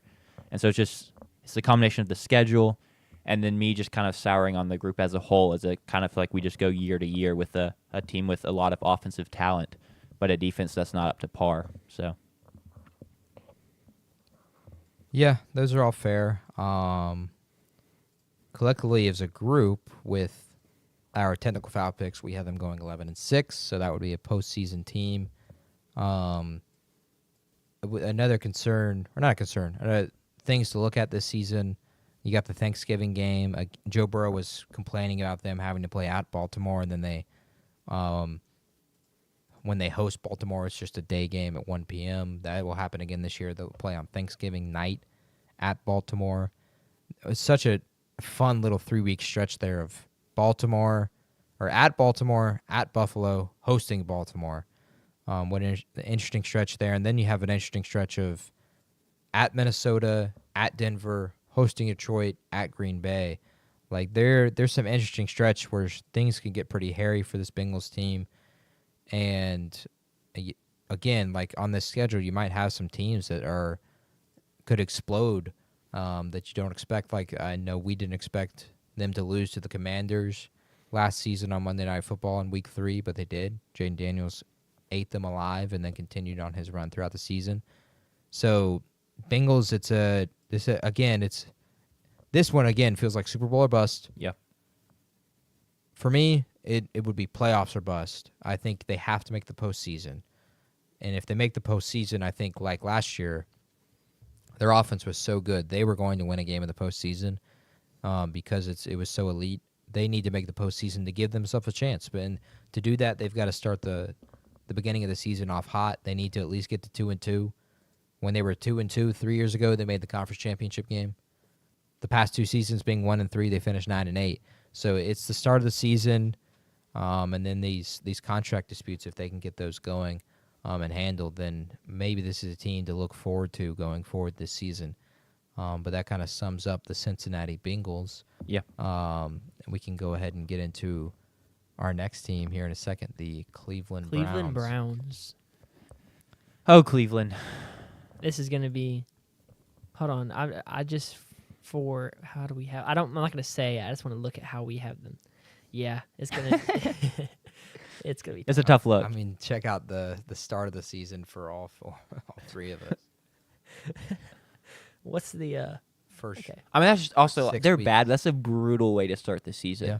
Cincinnati at home, at Baltimore, Green Bay at home, at Detroit, Minnesota at home, at Pittsburgh. And even if you're, I'm not high on Pittsburgh, but at Pittsburgh is. You never want to really play at Pittsburgh. I feel No. like they protect. You don't want to play the home. anywhere on the road in the NFL. The reality is the You parity just of don't the want to NFL. play on Sundays if you're the Browns. Like you want to find anything else you can possibly do. Like Yeah, I think the reality is like people forget how parity heavy the NFL is. It's really Sure. cool. I mean, to the point where like being like absolutely atrocious, like we saw from the 2017 Browns and like the 08 Lions or whatever, like that's just very rare. So, and then being absolutely dominant is also rare. Sure. I love it, but you still, even if Pittsburgh is bad, you don't want to play on the road there. So, No. do you want to get started so yeah, we can tee us up, JP. talk about this schedule? I'm ready. All right, here we go. The Cleveland Browns last season finished 3-14. Another year of pretty poor quarterback play. Deshaun Watson popped his Achilles. You had the Jameis Winston snow game against the Pittsburgh Steelers, which was one of my favorite games from the season, where it started with no snow on the field and then finished, and the screen was completely white, immunity. Did you see the clip of Jameis Winston diving into the end zone to hire by Creed? I did not see that clip. I will but show it to you later. It's that game also started with the spectacular speech from Jameis Winston when he was interviewed, which is a meme of the Browns season last season. This season, they come into an off season that, draft night was an insane, draft weekend was an insane weekend for them. They're sitting there at the second pick. They traded it away, and they select Mason Graham. They give the Jaguars Travis Hunter. They take Carson Schwarzenegger from UCLA to start the second round instead of Shedeur Sanders. That was like, oh, they're going to take Shedeur here, maybe. Okay, here we go. there was no maybe coming out of your mouth, JP. You were like they had Oh, to but, I mean, a lot of people did. Yes, It I made know. sense. I'm not saying that, JP. There was no maybes in anyone's mind. It was run to the podium, take Shedeur. Yes, I agree. They take Quinshawn Judkins, and then the surprise of night 2 was Dylan Gabriel, quarterback Oregon, late in the third round. And then they finally are like, let's take Shedeur. It cuts to the team and Kevin Stefanski and all them, and none of them look happy. It looked like the owner had stepped in and made the pick for them. So like none of them looked happy. So before like we get into the rest of this team, when do you guys think Shedeur Sanders will start his first game this season? Because for me, I think it's impossible for him to not start a game this season. But I am wondering, when is it going to be? Yeah. Just real quick before I answer that question, I think it was a terrible draft by the Browns in terms of. I understand that the owner probably stepped in, but I mean we talked about this because they were my loser of the draft when we talked about a winner and loser in a previous episode. It just seemed like they didn't want to take a quarterback this draft, so they trade back because they know they're nowhere close to contending, to trying to go quantity over quality and then take QB in later draft, and then they walk out with 2 QBs. And I wouldn't be surprised if they end up still taking a QB early in next year's draft, depending on how you view Shedeur. So I think they just kind of goofed it. If the owner steps in, you can't do much. Week 8. Week 8 against Week 8. the New England Patriots. Yep. Sanders. It's right there. I'll say after the bye. Okay. I'll say week 10 after the At bye. the Jets, Sanders, you got a game that you think Shedeur is going to make his start next season? I do not, because I don't like Shedeur as a quarterback, and so I can't in my brain like start him in a game. Like Okay. think about it this way, though. If the owner stepped in to make the pick, Yeah. it's like, at what point do you think the owner steps in and says, hey, start Shedeur? Yeah. A lot of quarterbacks have started games before as well. Johnny Manziel started games for the Nathan Browns. Peterman, True. Tim True. Boyle, Ben Um, DiNucci started a Sunday night football game. I could see week 10 coming out of the bye week. I could see you exhaust your options with Joe Flacco, Kenny Pickett as your veterans. You give Dylan Gabriel a chance. It doesn't go well, and then coming out of the bye, you roll your last dice. It's Shedeur Sanders. It doesn't work. You trade back for Jameis Winston. You start him for the rest of the season, and the next year you draft Arch Manning. Sorry, I started smiling because that's maybe there's some potential there. They could take K. Klubnik or someone as well. Yeah. Lenore Who Sellers. knows? I hope not Lenore Sellers. I hope he ends up in black and gold next season. But I'm smiling because now I remember why I picked the Browns to win 3 games in a row, and it's because I think Shedeur Sanders is going to start Week 7 And you have against the them. Miami Dolphins, and then beat the Dolphins, win at New England, go into the bye week, and beat the Jets. And then you go into the game against Baltimore, and everyone's got their eyes glued on that, and then he loses. And They get smoked, right? yeah, they get smoked Okay, by cool. Baltimore. Absolutely. They lose at Las Vegas, which I'm kind of high on Las Vegas this season. High being like they get the 7 wins. Higher than last year. Yeah. Yes. They make an improvement. Hey, y'all know I'm a big Geno Smith guy. I wanted to do a podcast, like an emergency podcast for his sign or his trade, and y'all were like, it doesn't matter. Yeah. We said you could come in and do it by You're yourself. welcome to do a solo. You still have time to do that. You No, can- I will not. you can give it I'll 10 just save it for the Las Vegas. yeah. Give it a Geno little 10 Smith seconds. carrying the Raiders to a Super Bowl? Like, but With who in the wide receiver room? I think it's going to be Week 7 for Shedeur against Miami. Then I think he rattles off 3 in a row, and then the season just kind of crumbles from there. Does he, when he takes that job, does he start out the rest of the season or does he get benched? I think he starts out the rest of the season, but I think there's a possibility. Like, I think he's in a spot where he's going to get hurt, Okay. and it's because the offensive line is just not good. Yeah. While it was like a kind of a bright spot for them, and Joel Petonio, Wyatt Teller, Jack Conklin were part of what was viewed one of the best offensive lines in the league when Baker Mayfield was there. They since then have been getting hurt a ton, and they really just haven't been as productive. Especially last season, they were not productive, and they were hurt more than they were healthy. Sure. So I think we're in a spot where like Shedeur could get banged up, and I think that's the spot where Dylan Gabriel would come in. I expect those out of the two. Shedeur I think is going to start before Gabriel, but I agree.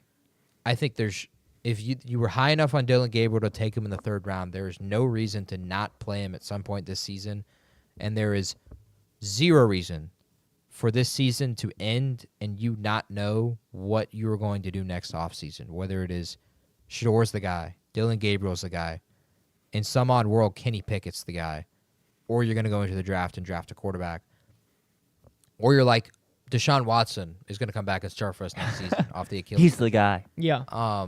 Which, I mean, could make sense with how much money you're paying him. Sure. And you decide, okay, we're going to tank again for whatever reason. So you have to play both of them. They all have to play at some point. And I expect Shedeur to play Week 7, win 3 in a row. Have we heard like buzz out of training camp and stuff on who's looked better or anything Right, like that? yes. Right now it is 50-50. So the Browns have 5 quarterbacks on the roster: Pickett, Flacco, Watson, Sanders, Gabriel. Watson won't play it next year. But what makes it worse is that only one of them that can play has been on the team before and in the system before. And so, like, this quarterback group, Flacco, right? yes, it's Flacco. They don't have DTR or Jameis Winston. So, like, they don't have guys that have played in the system at all, which is another reason I expect them to start slow. And we all do, going 0-6 to start the season. These guys are going to have to learn the system. The buzz in training camp right now is it's kind of 50-50, and there is really not like a leader. Right now, I would say Kenny Pickett is much less likely to start the season than what it looked like right after draft night. Sure. I think it's going to be one of the two. Tommy Reese is the new offensive coordinator. You might remember his name. He was starting quarterback for Notre Dame for 2 years in the early 2010s. He was benched the Manti Te'o season for Everett Golson. that team that made the national championship. He would come back and start for the Notre Dame Fighting Irish the next season. But he's the new offensive coordinator, and so he'll be more than likely it's going to be his decision and Kevin Stefanski's division. Because my next question is, when will Kevin Stefanski be fired? Because I don't think it's an if right now, or a will. I think it's when will Kevin Stefanski be fired. I think, like, if they're bad again this season, ownership has every right to kind of put the scapegoat on Kevin Stefanski, because I don't see the reason to put it on Shador or Dylan Gabriel, because they're rookies. Yeah. We've seen this kind of precedent before.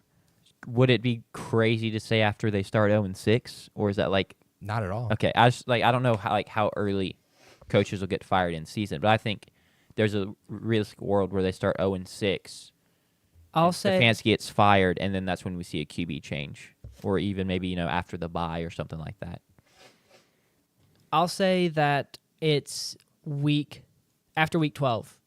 So because right now as a podcast, we've got them losing at Las Vegas, and I think that's going to be the nail in the coffin, because I don't think Las Vegas is going to be particularly good this year, and so losing that game is just going to be, I think that's going to be the end of it. It might also be, it could be losing to Miami at home. If they lose to Miami, if they do start the season 0-7, I don't know necessarily that losing the first 6 games.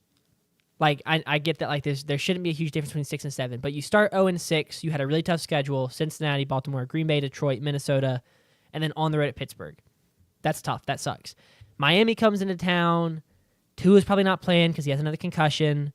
Tyreek Hill probably has a hamstring injury, so now you're facing a backup quarterback and Facing Skylar Thompson and what's his face, the other wide receiver who I'm drawing a blank on. Jalen Waddle. Thank you, Jalen Waddle. Isn't he massive now? Like, didn't he get big in the offseason? Shoot, I don't know, man. I haven't done. I thought I saw a golf TikTok where he looks like linebacker big. Anyway, maybe I'm getting wide receivers mixed up. Anyway, so now you lose that game at home to Miami. I think that's when it ends. Sure. Those are good predictions there as well. In terms of the actual team and what they addressed, it's a very deep defense, and so for me, I think it's the reason that this is not going to be a team that is a candidate to win 1 game or 2 games. Like, I think they're guaranteed at minimum 3 wins this season, because the defense is too good, and they won the games last season because of their defense. It's a very deep defense. You can really go all the way down the line, and you see names that you know, but not only do you see names that you know, but you see players that can play. Mason Graham will join Myles Garrett and Malik Collins from San Francisco on that defensive line. And then you have Joe Tyron from Tampa Bay, who is actually a really good pass rusher for Tampa Bay. In the linebacker group, you have Jordan Hicks from Minnesota. You have Carson Schwetzinger, who's more than likely going to start for them. But you also have Devin Bush, who's pretty solid. Jerome Baker comes from Tennessee. And right now it's listed that he's 3rd on the depth chart. I expect him to potentially start. I think he's that good, and I think he was pretty good for Tennessee last season. He was an addition this offseason. In the cornerback group, they have Denzel Ward, Grant Delpit, Martin Emerson, Bulldog legend, who changed his number to number 1, just like his days here in Starkville. Greg Newsome is still there as well, but they add DeMonte KZ from Pittsburgh, who I think is a great addition, and then Rayshon Jenkins from Seattle, formerly from Jacksonville, I think is going to help their group a ton. And so this is a deep defense. Like, this is a defense I think that could withstand an injury, outside of Myles Garrett, of course. Bookie Watson, Bulldog legend, still on that group, although I don't expect him to play this season. No. They also added Tevin Jenkins, who has a chance to start on the offensive line, who came from Chicago. My next question, which I think is the interesting one, because the Browns are not a team anyone expects to compete in the postseason, obviously. But there are players on this team that are going to help teams in their fantasy football postseason. And my big question for y'all is, who do we think is going to be the lead tailback next year? Because that's an interesting question for them. You have Jerome Ford, who returns. Nick Chubb is left. And then you have Quinshon Judkins, who they took in the draft. When you say left, he as in left the roster, not he is left the roster. Thank you. I didn't know if you meant like he was left on the roster. Nick Chubb is out of the picture. Thank you. Yes. That's So what you I have thought. Jerome Ford, Quinshon Judkins in the draft, Dylan Sampson as well, and then they have one other back there is Pierre Pierre Strong. Pierre Strong, who actually started and he scored touchdowns as well in fantasy last season. Yep. So who do we see as the lead back? For me, Jerome Ford starts the season. I think that's kind of unquestionable. But who do you think is the best performing back in fantasy next season? Because these are backs that are going to help fantasy football teams going forward. You go first, Sanders. I'm looking something up real quick. No, you got it. I would take Dylan Sampson here. I really liked him coming out of college. I loved his production at Tennessee. He was electric. He was very good in our college keeper league that we had, even though we only had him for 1 year because we just started this last season. But I don't know. I just wasn't never been the biggest fan of Quinshon Judkins. It's not just because he played at Ole Miss. Sure. It probably really is just because he played at Ole Miss. I'm not gonna lie, but this is an honest podcast. He's a Buckeye. He's not a Buckeye. He is a Rebel for sure. He's a Ole Miss Rebel Bear Land Shark. But I would take Dylan Sampson here. I love the way he played at Tennessee. I would have loved to have seen him get a better opportunity than third on the depth chart. But the reality is that I don't know that I would. I'm not taking. Here's why I'm taking Dylan Sampson. I'm taking Dylan Sampson is because with this offensive line, I'm not taking anyone with the expectation they'll be good. And so I'm going to let someone else spend a high draft pick on Quinshon Judkins. Yeah. And then later I'll come in and be like, Dylan Sampson, 16th round. Yeah, I'll take him. Sure. Very well said. Yeah, I think Judkins will end up being the higher scorer. Dylan Sampson sits at 5'8", is 200 pounds. How big was Nick Chubb? Bigger than 5'8". I feel like Nick Chubb's a pretty big boy. So I'm just worried about Dylan Sampson's goal line touches and stuff like that. Sure. And running backs really have to score the touchdowns to churn out fantasy points. So Judkins isn't a huge back either. So I wonder really who will get the goal line touches, but he's a little bit bigger than Sampson. So I'm going to take Judkins to be the leading fantasy scorer out of the group. I think it's going to be Jerome Ford. Pierre Strong got a few of them as well last season, and that's where he scored his touchdowns for the most part. Jerome Ford, I think he's a guy that I think is gonna.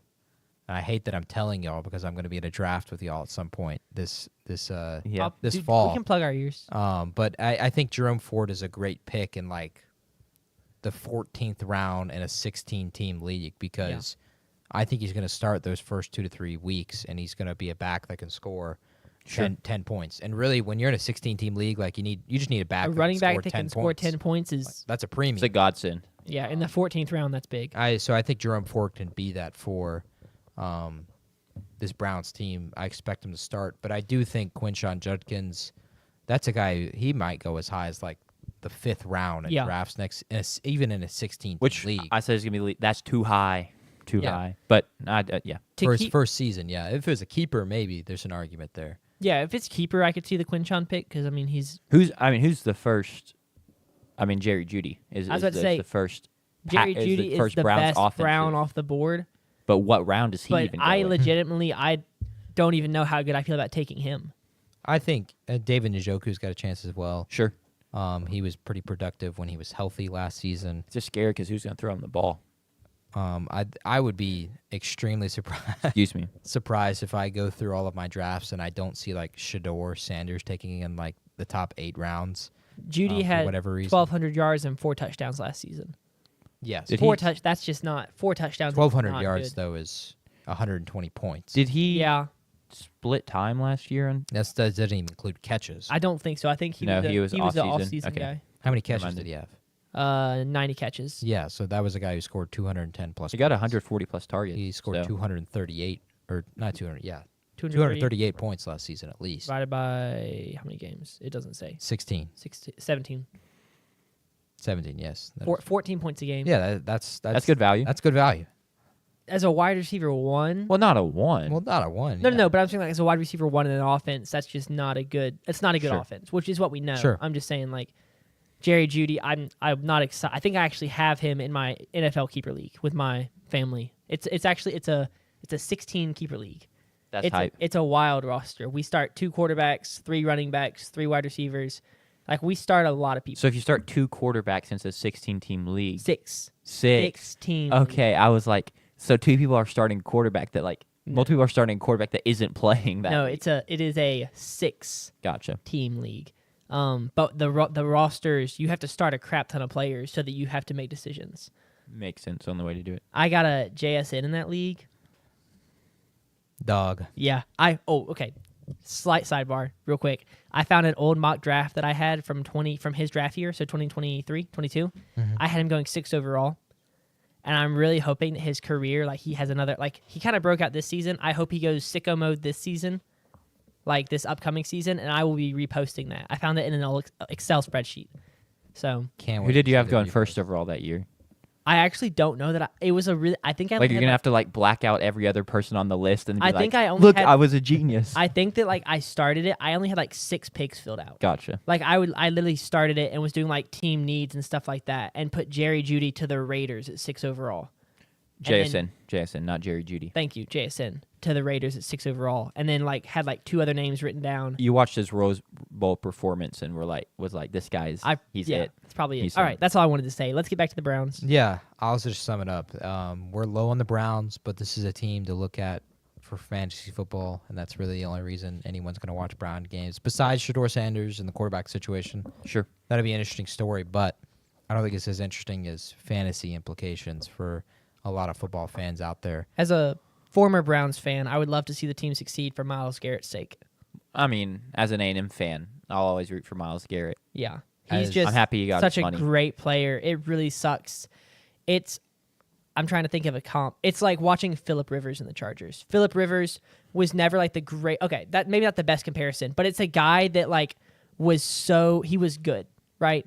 He's not Myles Garrett good, but it's just like sucks watch. Okay, maybe I don't think that's a good comparison okay. at all. It just sucks to watch someone who you like want to succeed stuck on a bad team. I don't feel that bad for him. He made his choice. He said, This I'll is get true. my bag Yeah, and that's stay true. here. That was going to be my take. As a person, That's fair. you signed to play football in Cleveland, so That is fair. If he like wanted out, then he could have gotten out. But he chose money and stats, which is fine. That was Yeah. his choice. I'm just not gonna feel bad for him because of that. No, I want him to have success there. I want Cleveland to have success because I think that'd be cool. well, they got Shador Sanders, so who knows? I do not think that is Hope going on the to horizon. their Hope is chances. on the horizon. No quarterback. People were needed dancing in the next streets season. on day 3. People were dancing in the streets. Day 3 of draft night. What a tough one for Shador. On to the last team in the AFC North. Dude, I didn't get Sanders. This is crazy. We got some things to discuss about the Steelers. We do. Oh, Just like the Have you seen- contradiction about him getting mad about your okay. Mike Tomlin Oh, take yeah, to then yeah. having them go This is gonna 5 be an and interesting 12. we'll get into. Whoa, it. We're not- spoilers, we're not at our spoilers. end- We're gonna have to well, bleep we're not that at the out. end point yet. I'm gonna bleep that out. We've not necessarily. We can just restart the. We've started the YouTube video. Yeah, we can Okay, restart the okay. YouTube video. I have our fans picks in there. He's got him going the classic 9-8. I really wanted to get them to 9-8, man, but I didn't see a game I wanted to. Come on. I mean, they beat the Packers. No, you have them losing to the Packers. Well, yeah, they can beat the Packers at home. there you go. In fact, 9-8. You I'm can pretty change it sure real that's a contradiction. It probably It is. is not. No, you've got that down as a contradiction, if I'm not mistaken. Oh, Jack, does he have both teams losing? Probably. You do. Yes, he does. He has both teams. Okay, well, that's on me. But yeah, fix So it. which one would you rather have? The Pittsburgh can win. All right. Shout out Pittsburgh. Yeah, you've got that down as a contradiction. You also have the Minnesota Vikings as a contradiction. He also has. The Well, I'll have to Chicago, go- He also I'll- has the Chicago Bears as a contradiction. I'd like to point out. Low-key, I couldn't He has find. the Minnesota Vikings as the where contradiction. did y'all go to find the other? Okay, Is it the hamburger? look before we start the end. If this square right here is red, it means on the other sheet. Makes sense. Okay. So if this square is red, then this has to be red. So this has to be a loss. Well, I'll fix it next time. But Okay. it's not like they're seeing this in the YouTube video anyway. But no, they're not. I'm just explaining real quick. So now And- they're 8-9 again. Schubert. Hold No, on, you no, had we'll him beating fix it. Chicago. Yeah. Yeah. Bang. And then if so, like you do have to keep track of it in your mind a little bit. If it's not red, but it's already been picked, it means that they have to win. Mhm. So Okay. because Yeah, that because makes sense. so you had Chicago as a loss, but because you had already done Chicago and this square wasn't red, it means that you picked Chicago to lose. So Yep. they So it's to win. Cool. um Look, I'm gonna need to do them. I'm gonna need to do all 30 teams at once, or I'm gonna end up having a 32? team go this 32, is not the NBA or the MLB. or I'm gonna have a team go like I'm gonna get to the Commanders, Well- like the last team we do, and all of a sudden the Commanders are going to be going 4-13. Before we do like our big NFL show, yeah, that's fair. Like I Before think we do our big NFL show, you can go back and look. But when you do it, like you'll go through each team, and every color is going to be the perfect color across. yeah, that makes Because sense. all the picks will be into that point. So you just make sure there's no contradictions there. And then you're welcome to change whatever the hell you want because there's not going to be a lot of crossover between that video no, and the other. And sure. really, the big one is like your prediction of the whole NFL instead of just like Yeah. a single team. I'm I'll have excited for it that fixed show. for We'll that. do MVP picks, Yep. Rookie Super of the Bowl Year picks. stuff, Super Bowl picks, Playoff picks playoff. Yep. will be big because I'm sure y'all will pick the same 7 playoff teams. And I'll tell In you, the same order. Yeah. I'll tell you that like that's not how the NFL works What do you mean the same 7? because Like of you're- last year? Yeah, you're guaranteed to have at least, I believe it's 3 new teams. I got a couple- on I got both a couple conference teams No, on levels. I'm high gonna on pick you. the first ever entire division to make the playoffs. It's possible in the NFC North. It's definitely possible. Not for Sanders having the Packers go 6-11. Yeah, you're gonna have to make a quick change there. Well, but- perfect. The Steelers are 9-8 now on my board. So Oh, they are sick. Do we want to start the Steelers? yeah, that was all housekeeping stuff. Now we can get into it. Alrighty. Take it away, JB. The Pittsburgh Steelers had a terrific season last season. Not at all. They finish 10-7. Again, lose in the first playoff game. Their big move of the offseason, trading for DK Metcalf with Seattle. They add him by trading away their second-round pick in the draft. They also add Bulldog legend Darius Slay from the Super Bowl winning Philadelphia Eagles. They went to the draft. They come up to pick 21. Shedeur Sanders hasn't been drafted. And they decide to take Derek Harmon instead of Shedeur Sanders. They're up again, and they take Caleb Johnson instead of Shedeur Sanders. And then they're up again, and they take Jack Sawyer instead of Shedeur Sanders. And they finally take Will Howard late in the draft. And so their decision was Aaron Rodgers is going to be the quarterback this season. He signs just a few weeks ago. Aaron Rodgers is now the quarterback of the Pittsburgh Steelers this season. And I just want to start immediately. It doesn't make any sense to me. And I can tell you, we know Steelers fans, it doesn't make any sense to them either. I don't understand why you wouldn't go ahead and take, and it's part me being a Shedeur Sanders fan, but why not take the second best quarterback in that draft right there at pick 21 instead of taking Aaron Rodgers, finishing 9-8 inevitably this season, more than likely, losing in the first round of the playoffs, more than likely, or missing, and then taking the 5th best quarterback in next year's class, which, yeah, next year's class might be a great class where the 5th best quarterback is as good as Shedeur, but why not? I mean, if you want, take Shedeur right now or do nothing and tank this season and have your trust in Mike Tomlin. Start Will Howard Yeah, if but you wanted start to. your whatever round Start pick. Mason Rudolph if you wanted Sixth round to. pick Will Howard. And Start Skylar Thompson. be terrible this season and then go into the next year's draft and be able to select one of the cream of the crop quarterbacks for next year's class. And that is, this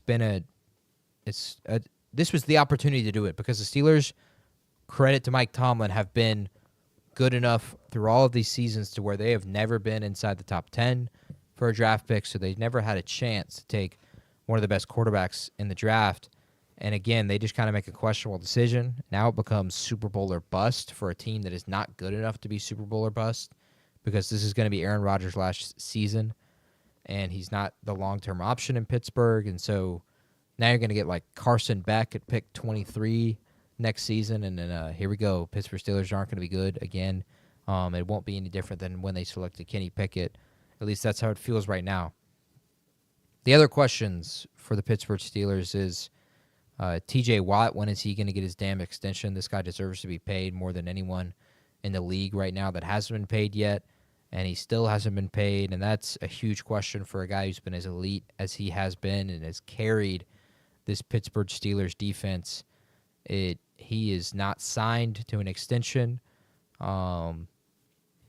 My next thing I want to get into is I want to get into a take partially.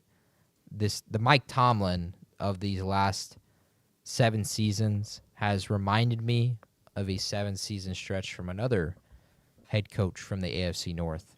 And I want to start by saying, yes, Mike Tomlin has won 2 Super Bowls. Yes, he's been great. Yes, he's never had a losing season. But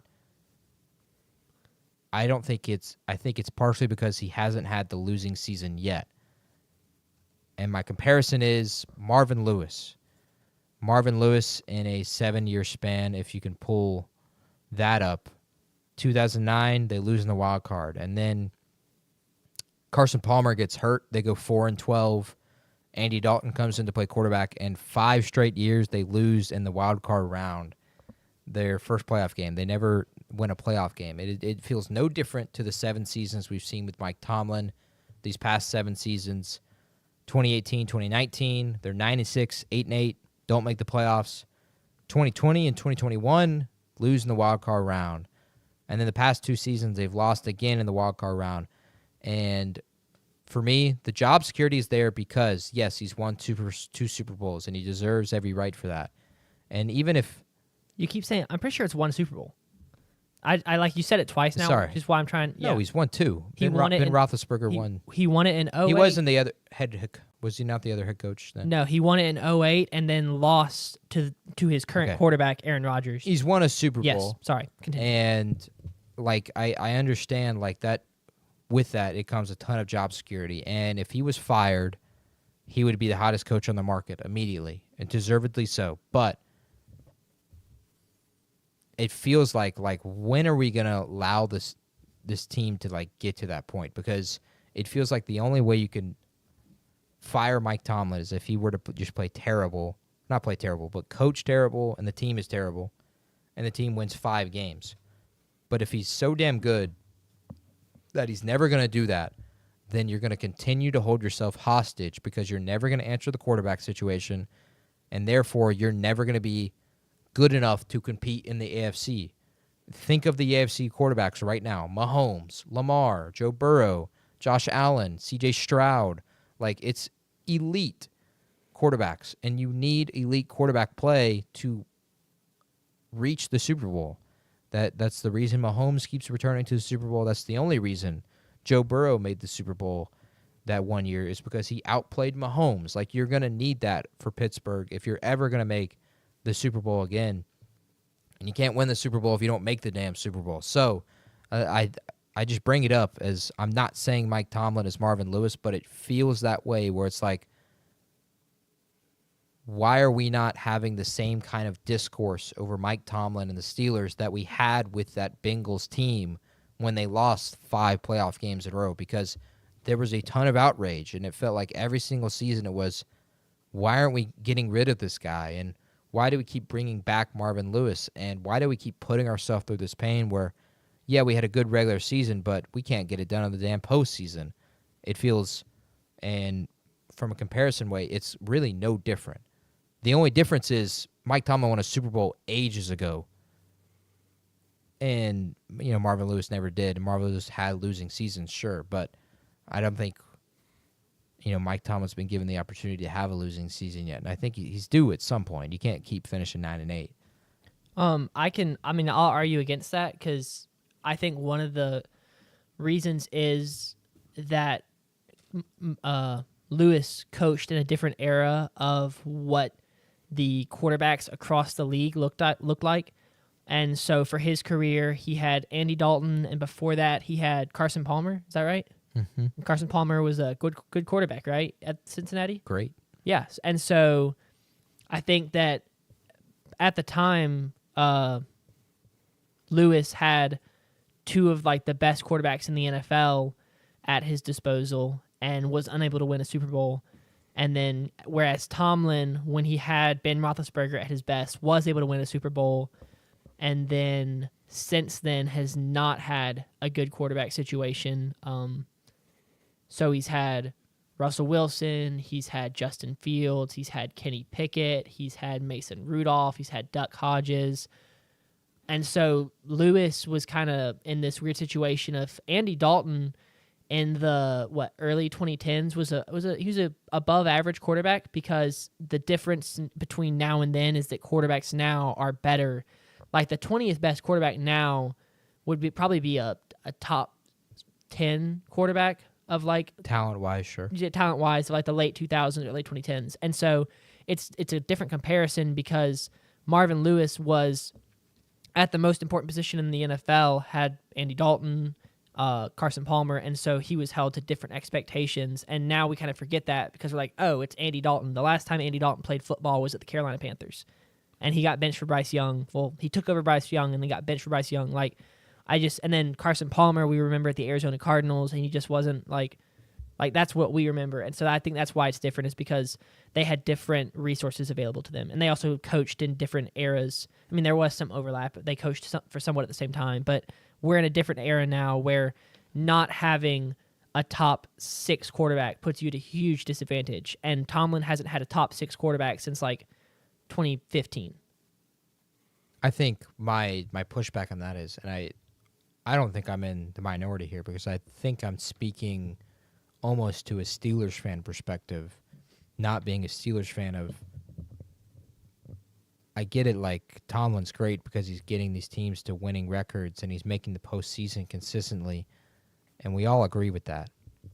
But it's like, when do you make the choice to say that's not enough? Like, when do you, like, this was the damn opportunity to tank. This was the season to do it. And they decided in-house that they weren't going to do that they were going to go for mediocre quarterback play and be a mediocre team again this season with Aaron Rodgers.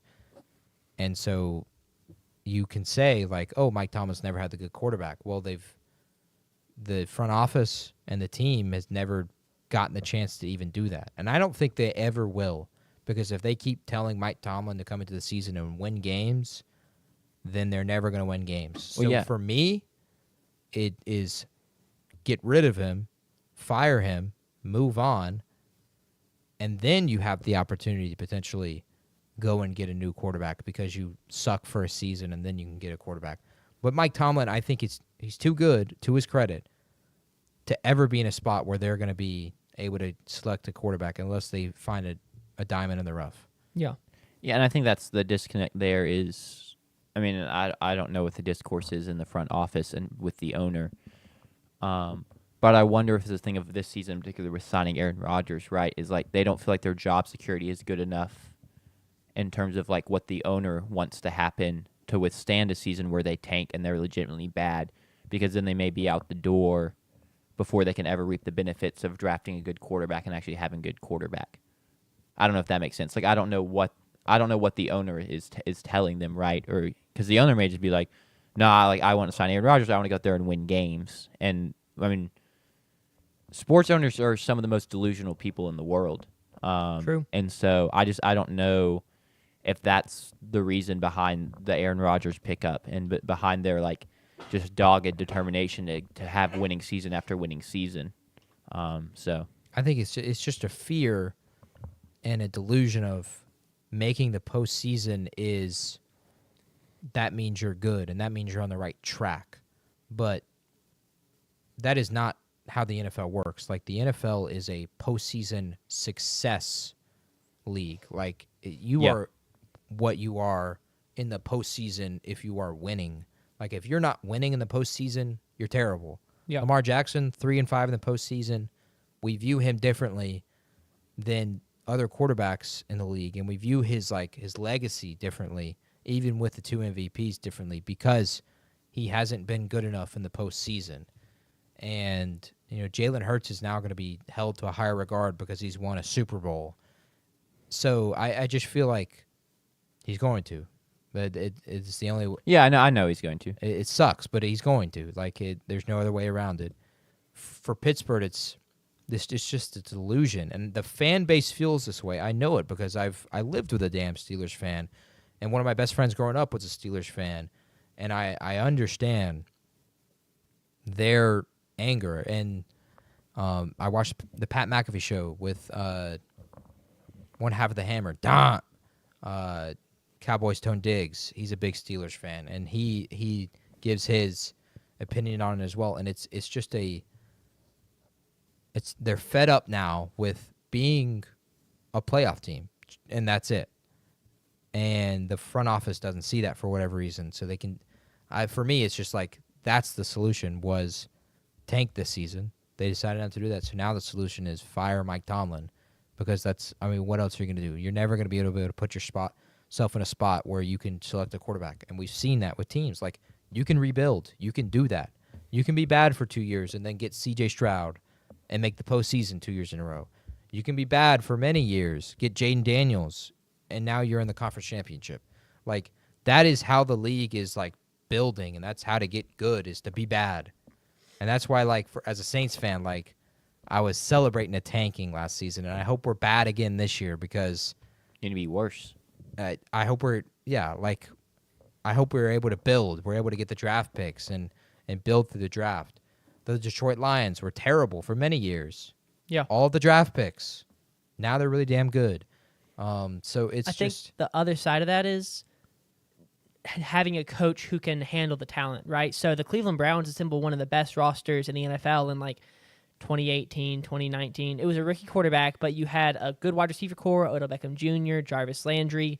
You got Nick Chubb, Kareem Hunt at running back. On the defense, you've got Denzel Ward, Myles Garrett. I can't remember who all. They had just this really loaded roster, and the coach was Freddie Kitchens, and it was bad. I mean, it was bad. And then you had I just had another example, and Dallas Cowboys. I mean, people complained about Mike McCarthy for years as the Cowboys head coach, because they had Dak Prescott and CeeDee Lamb and Amari Cooper and Michael Gallup, and they had DeMarcus Lawrence and then Micah Parsons. And so, I mean, McCarthy was just wasting this talent. And so I think there's the other side where it's like, it's kind of risky to fire a coach who has consistently won with nothing, so that you can get talent, because you want to be bad. Because you don't know that the next coach you bring in, okay, cool, you get to draft third overall, you get your quarterback, but can your coach actually do anything with that talent? I think that's the flip side, is like, finding a good head coach is not just like you just pick one and he's going to be good, because it's not that hard to be a head coach. I mean, we've seen guys, the head of Vrabel at Tennessee, they were the number 1 overall seed in the AFC, and then 2 years later, he was fired because he was not very good at being a head coach. I think he'll get another chance. This is not a diss at Vrabel. I think he is a decent head coach and should get another opportunity. But like, being a head coach and finding a good head coach and then making it work and click with a talented roster is not easy. And so there is a trade-off of saying, well, let's tank, let's fire head coach, and let's be bad, because then we'll be good. There's no guarantee that being bad does not mean you're going to be good. Being bad could just mean you're going to be bad, and then you're going to keep being bad. I completely understand your take. I think it makes a ton of sense if we were talking about the Miami Dolphins, which, no shade to your team, the Miami Dolphins, but Fins up. we're talking about the Pittsburgh Steelers, and I will counter with the examples you brought up. The Cleveland Browns, think of the organization, that organization versus Pittsburgh. Okay. Massive difference. Yeah. Yes? Yeah. Think of the Cowboys and Pittsburgh. Organization, massive difference. Who wants to be the head coach for Jerry Jones? No one. True. A bunch of people have been, Lincoln Riley, Deion Sanders, among many other names, have been like, oh, he's going to be the next head coach of the Cowboys. None of them want to do it because no one wants to be the head coach for Jerry Jones. And then in your Tennessee example, they also have a ton of questions about their organization head versus, I mean, they're building a new stadium next to their stadium for no damn reason. Yeah. Like, the stadium is fine. Like, it doesn't make any sense to me. But in Pittsburgh, my counter of like, oh, you don't know if the coach is going to be good. Well, precedent says for them, they're going to be good. Yeah. They have 4 head coaches ever. Mike Tomlin has coached for a long time there. Before then, their previous head coached for a long time, won Super Bowls. Like, if any spot is like of an organization and with the Rooneys and they're running, like, they're going to pick a guy. And they're also going to be in the spot to get a guy, because that is a awesome, that's a top tier job in the NFL, is to be the head coach of the Pittsburgh Steelers, because of the organization and their structure and their stability, and then the winningness. Like, this is a team that has won the most Super Bowls ever at 6. So that would be my pushback to Cleveland and the Cowboys. Yeah, the Cowboys were great in the 90s, but since then with Jerry Jones, it's been, head coaches have never been the voices that they've been. So why would a good head coach want to go there? Like, when worked with Jimmy Johnson, with a good head coach, with a voice. Yeah. It worked. They won Super Bowls, but since then it hasn't. And I would just say, like, Pittsburgh is not going to hire a Freddie Kitchens, or they're never going to appoint a Freddie Kitchens. They're going to get a good coach, and it's going to be a coach that's going to work out. And so that's why for me I would send Mike Tomlin on his way, or I would have tanked the season. And who knows? Maybe, and I'll get into the actual team now. Maybe they actually will be that bad. Yeah, now we this can start season. talking about the Pittsburgh Steelers and not just Coach Tomlin. And maybe they actually will be bad enough to get a high draft pick. Aaron Rodgers comes in. Arthur Smith is still the offensive coordinator. And Aaron's familiar with this system. He thinks it's going to be a healthy relationship, as he said on the Pat McAfee show. Arthur's dad, Fred Smith, passed away last week. Fred was the CEO of FedEx. And Arthur Smith his father was a big part of his life, so there's not to bring up like a death to like be a story, but it is a story. Like, and for the relationship of a new Super Bowl winning quarterback to come into a team and his offensive coordinator is like dealing with this, it's an issue. Like, it's going to be something that might hold them back. The way Rodgers spoke on the McAfee show, it felt like that he is looking at this season as being a bridge, a mentor, and it doesn't necessarily feel like he was talking like it was like, oh, we're going to win a ton of games. Yeah. The way he spoke, it was his goals this season was to leave behind a legacy, to leave behind like a positive mentorship, a positive view of his life. And then he said, quoted multiple times, disappear off the face of the earth. His goal is to retire and then no one ever see his face ever again, except for like once a year. I believe that. Yeah. Yeah. That is his goal. The big Family Matters story of the offseason was also he got married. Yep. So that's why he was not signing with Pittsburgh for a long time. But offensively, DK Metcalf comes in and replaces George Pickens. You'll have Jalen Warren be the running back. They lost Najee Harris as well this offseason. They lose the two quarterbacks in Justin Fields and Russell Wilson. Rodgers spoke highly of Freiermuth and Darnell Washington, which I would speak highly as well. Caleb Johnson from Iowa is going to come in. He's probably going to be the second back. Yeah. More than likely, and get many carries because this is going to be a team that's going to have to run the football. Darnell Washington he's like the 6'9" guy from Georgia. 6'8". He's Yeah. huge, athletic freak. Way bigger in person, too, when he was here in Starkville. That guy is tall. He scored a touchdown against the Bulldogs as well in that game. Defensively, Cameron Hayward is there again for another year. T.J. Watt will be there. Alex Highsmith, Darius Slay, Micah Fitzpatrick.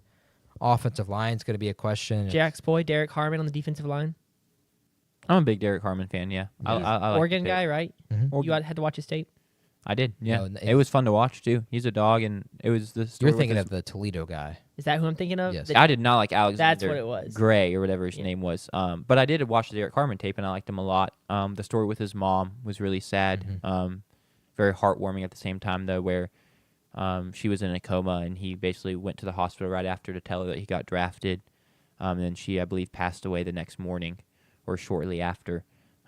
So a guy that will be very easy to root for. Yeah. It's going to be he's got really good opportunities to play along that defensive line with Cameron Hayward, T.J. Watt. That could be a good defensive line for sure. The only issue Cameron Hayward is this is year 14 for him. Yep.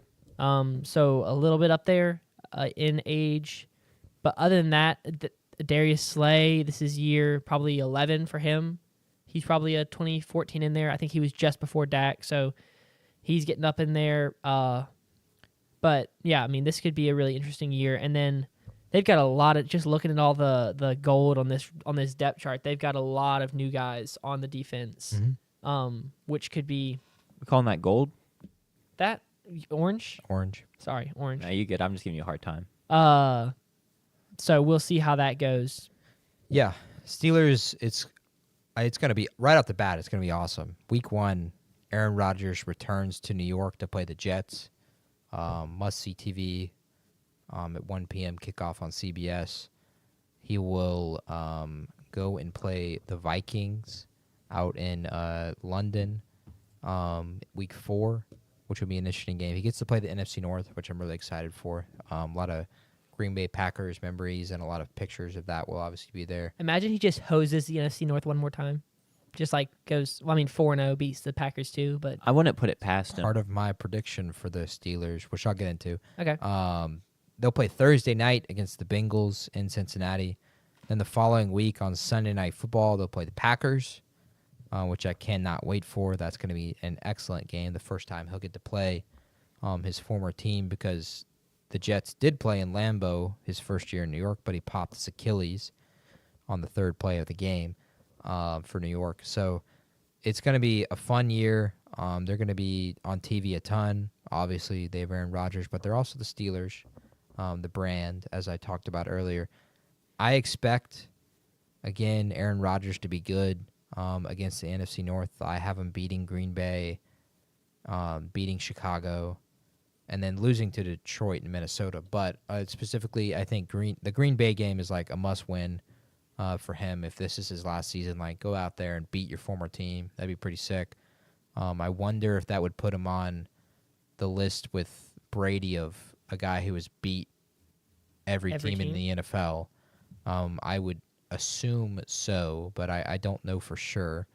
And then I expect him to win in Chicago. Like, he dominates the Bears. He's 24-5 versus the Bears in his career.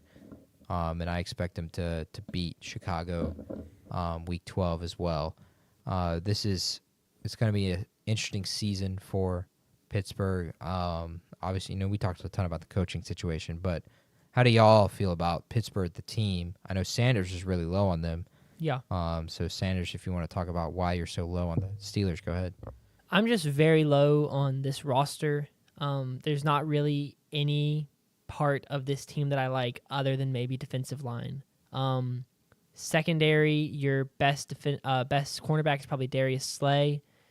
And he's older. It's just, and then at wide receiver, I don't understand the Steelers.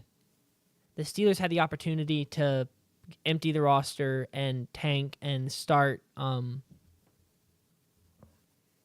Where did he go? Will Howard. Thank you. They start Will Howard and just have a bad season, and instead they went all in halfway, and that just didn't really make sense to me. I don't like this wide receiver core. You've got a 33-year-old Robert Woods. You got Calvin Austin as your wide receiver 3 in the slot. It just, I think this is one of the least talented teams in the NFL, and it might be that them and the Browns are the 2 least talented teams in the NFL. There may be a couple other options up there, but they're definitely bottom. They're definitely in the bottom quarter of the NFL. So I'm not a huge fan of that. I've got them going 5-12. Which so far we've done the NFC North, now the AFC North. That'd be the second worst schedule, or the second worst record behind the Browns, who I've got going 4-13, I believe. I've got them opening with a win at the New York Jets, and then losing to Seattle, losing at New England, losing to Minnesota, beating Cleveland, because like I said, I don't like that Cleveland roster either. Losing at Cincinnati, losing to Green Bay, taking Indianapolis and beating them at home, and then at the road against the Chargers, who I like, beating Cincinnati at home. That's going to be, I think, that's going to be a pretty big upset when that comes along, just because of how high I am on Cincinnati versus how I feel about Pittsburgh. But I don't like the schedule. I think they got a pretty tough schedule. Because I still think, playing against having the Ravens in your division is tough, because the Ravens are going to be very good. Playing the NFC North is tough, because like we talked on Wednesday, the NFC North is going to be very good. And then were they the second place team in their division last year? Is that right? Yes. So they kind of hurt themselves because they had to play this. Is that right? Because they played the second place from 3 other divisions. Yeah. So it kind of is an unfortunate thing where, because of the way the NFL scheduling works, wherever you finish in your division, you play your respective team that finished that same place in 3 other divisions. So they're playing the Colts, right? Those 3 teams are the Colts, the Chargers, and the Seahawks. So it's not necessarily as bad as it would think. It's not great. I have them losing 2 of those games. I've got them losing to Seattle and losing to the Chargers. Sure. So I don't have the faith in Aaron Rodgers. I think he had a better team in New York and was not able to do that much with it. I think he had more talent around him on that offense in New York than he does here in Pittsburgh and was not able to find success with it. I think it's a better team, more dysfunctional organization, though, talking about that. That's fair. There's a lot of issues there behind the scenes. Some, in my opinion, self-inflicted by Aaron Rodgers. True. But I think the Steelers are an organization that won't let that happen as much. That is one of the crazy things about the Steelers is how well they, like you're talking about the organization, just how well they keep things together with Antonio Brown and Le'Veon Bell. Like, it's one of those things where if those guys had been on another roster with a different quarterback, how different would their careers gone? George Pickens was a guy who, coming into the NFL, there were a lot of concerns about his character, and they were able to keep him under control for the most part. I mean, he never was like this, as he never lived quite up to the talent that people were hoping he could perform up to, but it's just insane how well they're able to kind of control the team and the roster and that franchise. So, yeah, I don't see the season going well for them. But, you know. I'm hitting that magical 9-8 mark they love. They find ways to do it again and again. I agree they don't have the most talented roster, but they've found a way to have winning seasons without talented rosters before. They like winning the games they should win, and then finding a way to steal a couple. Here's a question: talking about Mike Tomlin, if the Steelers go in that 4-13 to 6-11 range and get like a top 10 draft pick, does bringing in that quarterback, do the Steelers keep Tomlin because he's been so successful without a quarterback, and they say, well, you had a really bad year with a horrible roster, now we've got our quarterback, let's keep you around because we know you are a good coach? Or does the bad year just end it for him? For one, I don't think the roster is as bad as you are saying, but I wouldn't. A bad year doesn't end it for him because I think he's more likely to get fired finishing 8-9 than he is to finish 5-12, because you can just wrap it up to Aaron Rodgers wasn't good enough this year for us, and that's more than likely what would take place for them to finish 5-12. So I wouldn't fire him. I would keep him and then draft your quarterback and go from there. But I think it's way more likely 9-8, 8-9 he gets fired. Not that firing might not even be on the table, but there is a chance with the fan base like that the discord gets so high that like they have no choice. Yeah. Because that fan base is a passionate fan base. They are one of the most traveling fan bases in the country to go along with the Packers. And I mean, we remember how ugly it got with Matt Canada. So it very easily could get to the same spot with Mike Tomlin if his team is not good. I don't think Steelers fans are going to take out their anger on Aaron Rodgers because they saw the last season from Aaron Rodgers and they know that's the Aaron Rodgers we're getting. And it's not like they were expecting great things from Aaron. And then you go and look at, well, who brought in Aaron Rodgers? The front office, Mike Tomlin, specifically Mike Tomlin, as well as the front office. Like, now your anger I think it tilts to them. I think it's more likely it tilts to them than it does to Aaron Rodgers. I just don't see a world where Aaron Rodgers is a scapegoat unless he is terrible. Like, he throws more interceptions than he has touchdowns this season, which I don't expect because I expect him to run the ball a lot, so he just won't put the ball in harm's way. It's just... I wouldn't fire him at 5-12. I'd go and select a quarterback and bring him back.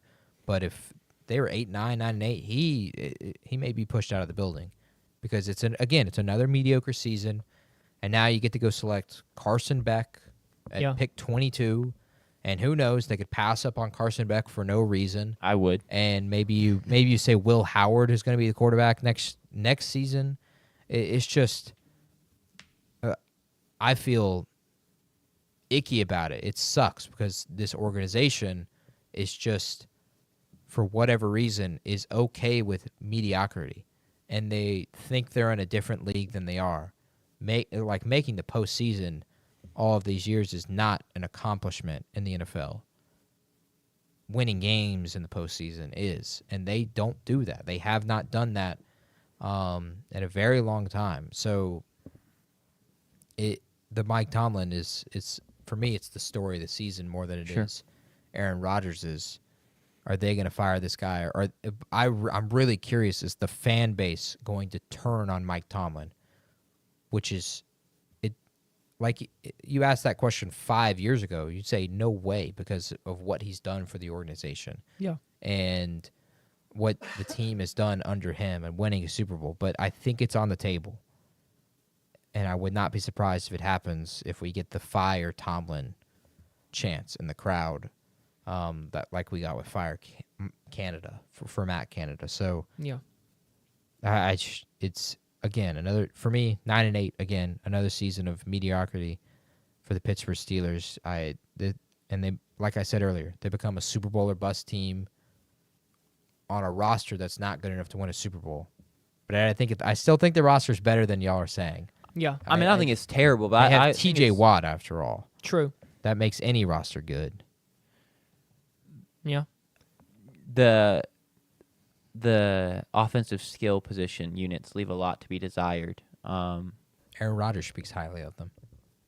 As he should. He's their quarterback. I wouldn't want Yeah. my quarterback dogging. If Aaron Rodgers 3. Well, he hasn't. Like last season, he dogged on Mike Williams. Sent him down. I'm just saying, if us 3 were the Steelers wide receivers, I would hope he would get on a show and find something to speak highly of us That'd be about, tough. or at least just say no Especially- comment. I don't know. I think we got a pretty dynamic. We got JP in the slot.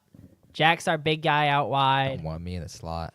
I'm the I don't know. I'm the gadget guy. I If do it I'm all. running flat routes only, that's good. If I run something over the middle and I get hit by a linebacker, I'd be dead. I would have died. All 3 of us would be. So Yeah, I don't know that any of us. Okay, I could survive a hit by a linebacker, right? Yeah, you could survive. yeah. Yeah. Okay, that's all I wanted to hear. Like, yeah, heart's still beating. But Cool. would you get up and play another snap? Is our Steelers conversation over? Can we? I would say so. Yes. Cool. I'm gonna. That brings us to like our final standings. Yes. So I have the Ravens going 13. I'm gonna go and throw 4. the Vegas odds up there because we didn't mention that earlier. And I Sure. think that's go ahead. Yeah, I have the Ravens going 13-4, Bengals 11-6, making the playoffs. Ravens winning the division. Steelers at 9-8. I think that's going to be missing the playoffs if you had to ask me right now. Browns at 4-13. Sanders has the Ravens winning division at 14-3, the Bengals at 13-4, and then 2 bad teams, and the Steelers and Browns winning a combined 9 games. And then Jack has the Ravens at 14-3, 2 mediocre teams at 9-8 with the Steelers and Bengals, and the Browns at 3-14. That closes out us as a division, as Technical Foul picks the AFC North, the Ravens to go 15-2, the Bengals to go 11-6. Oh, I didn't copy that thing over. Well, that's nice. Yeah, I'll keep talking. We've got the Browns going 4-13. We have the Steelers. That cannot be right. There we go. We got the Steelers. That's still there. We go. Steelers going 9-8. That's okay. Interesting observation here because I don't. You see the little thing I added, JP? Mhm. That's conference win percentage, or division win percentage. So right now we have the AFC North finishing with a higher win percentage than the NFC North. And it's mainly because we are split in a few spots where, like, I have the Packers going 12-5, Yeah. but you have them going 6-11, and Jack has them right down the middle.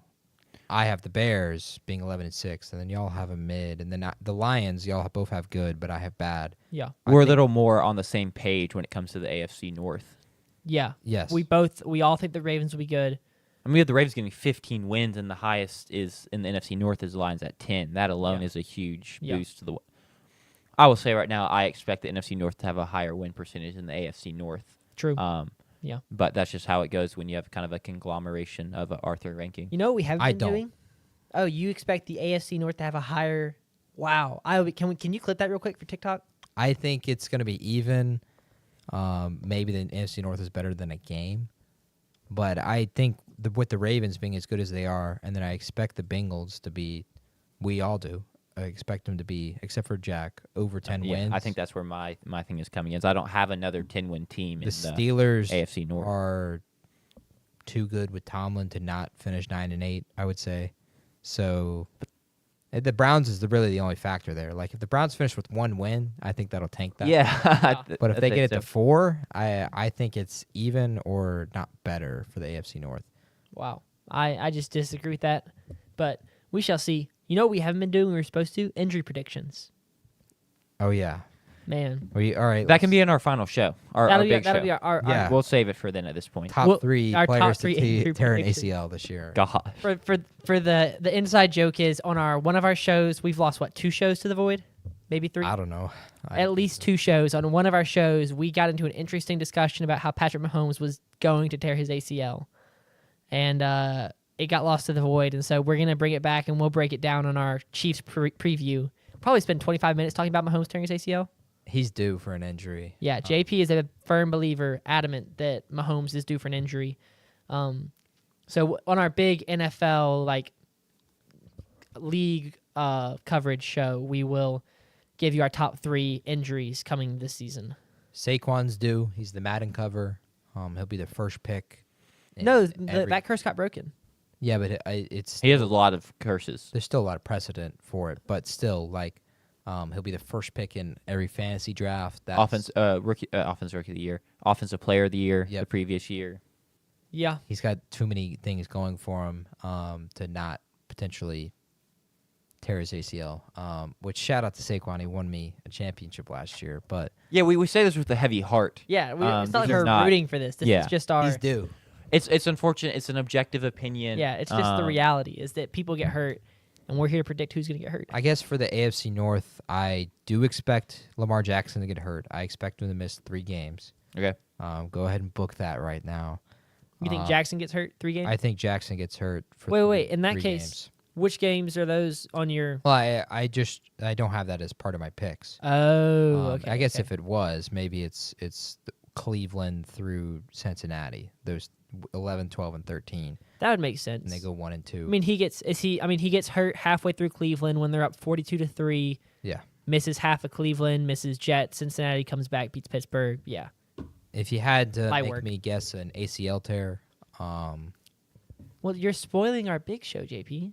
Don't give away too They can much. tune back in. why? If people are still here, we are, guys. Do you know how far we in we are? 2 hours. We are We've been 2 live for hours and 2.5 20 minutes hours. to the live. Gosh. Yeah, that's fine. Then Quinshawn Judkins is your ACL tear for those that are still listening. Okay. That's my prediction for the season. Can I make a graphic ACL tear watch? Yeah, but that I would will- actually be pretty funny. I don't know that it would. Can we? When you're right, are we then. legally allowed to post that? Like, if we made a TikTok of here's our predictions for guys to get hurt this season. I feel like that's kind of bad taste. I mean, we are legally allowed to do We're it. allowed to. I just feel like it's a little, Okay, then we won't. yeah.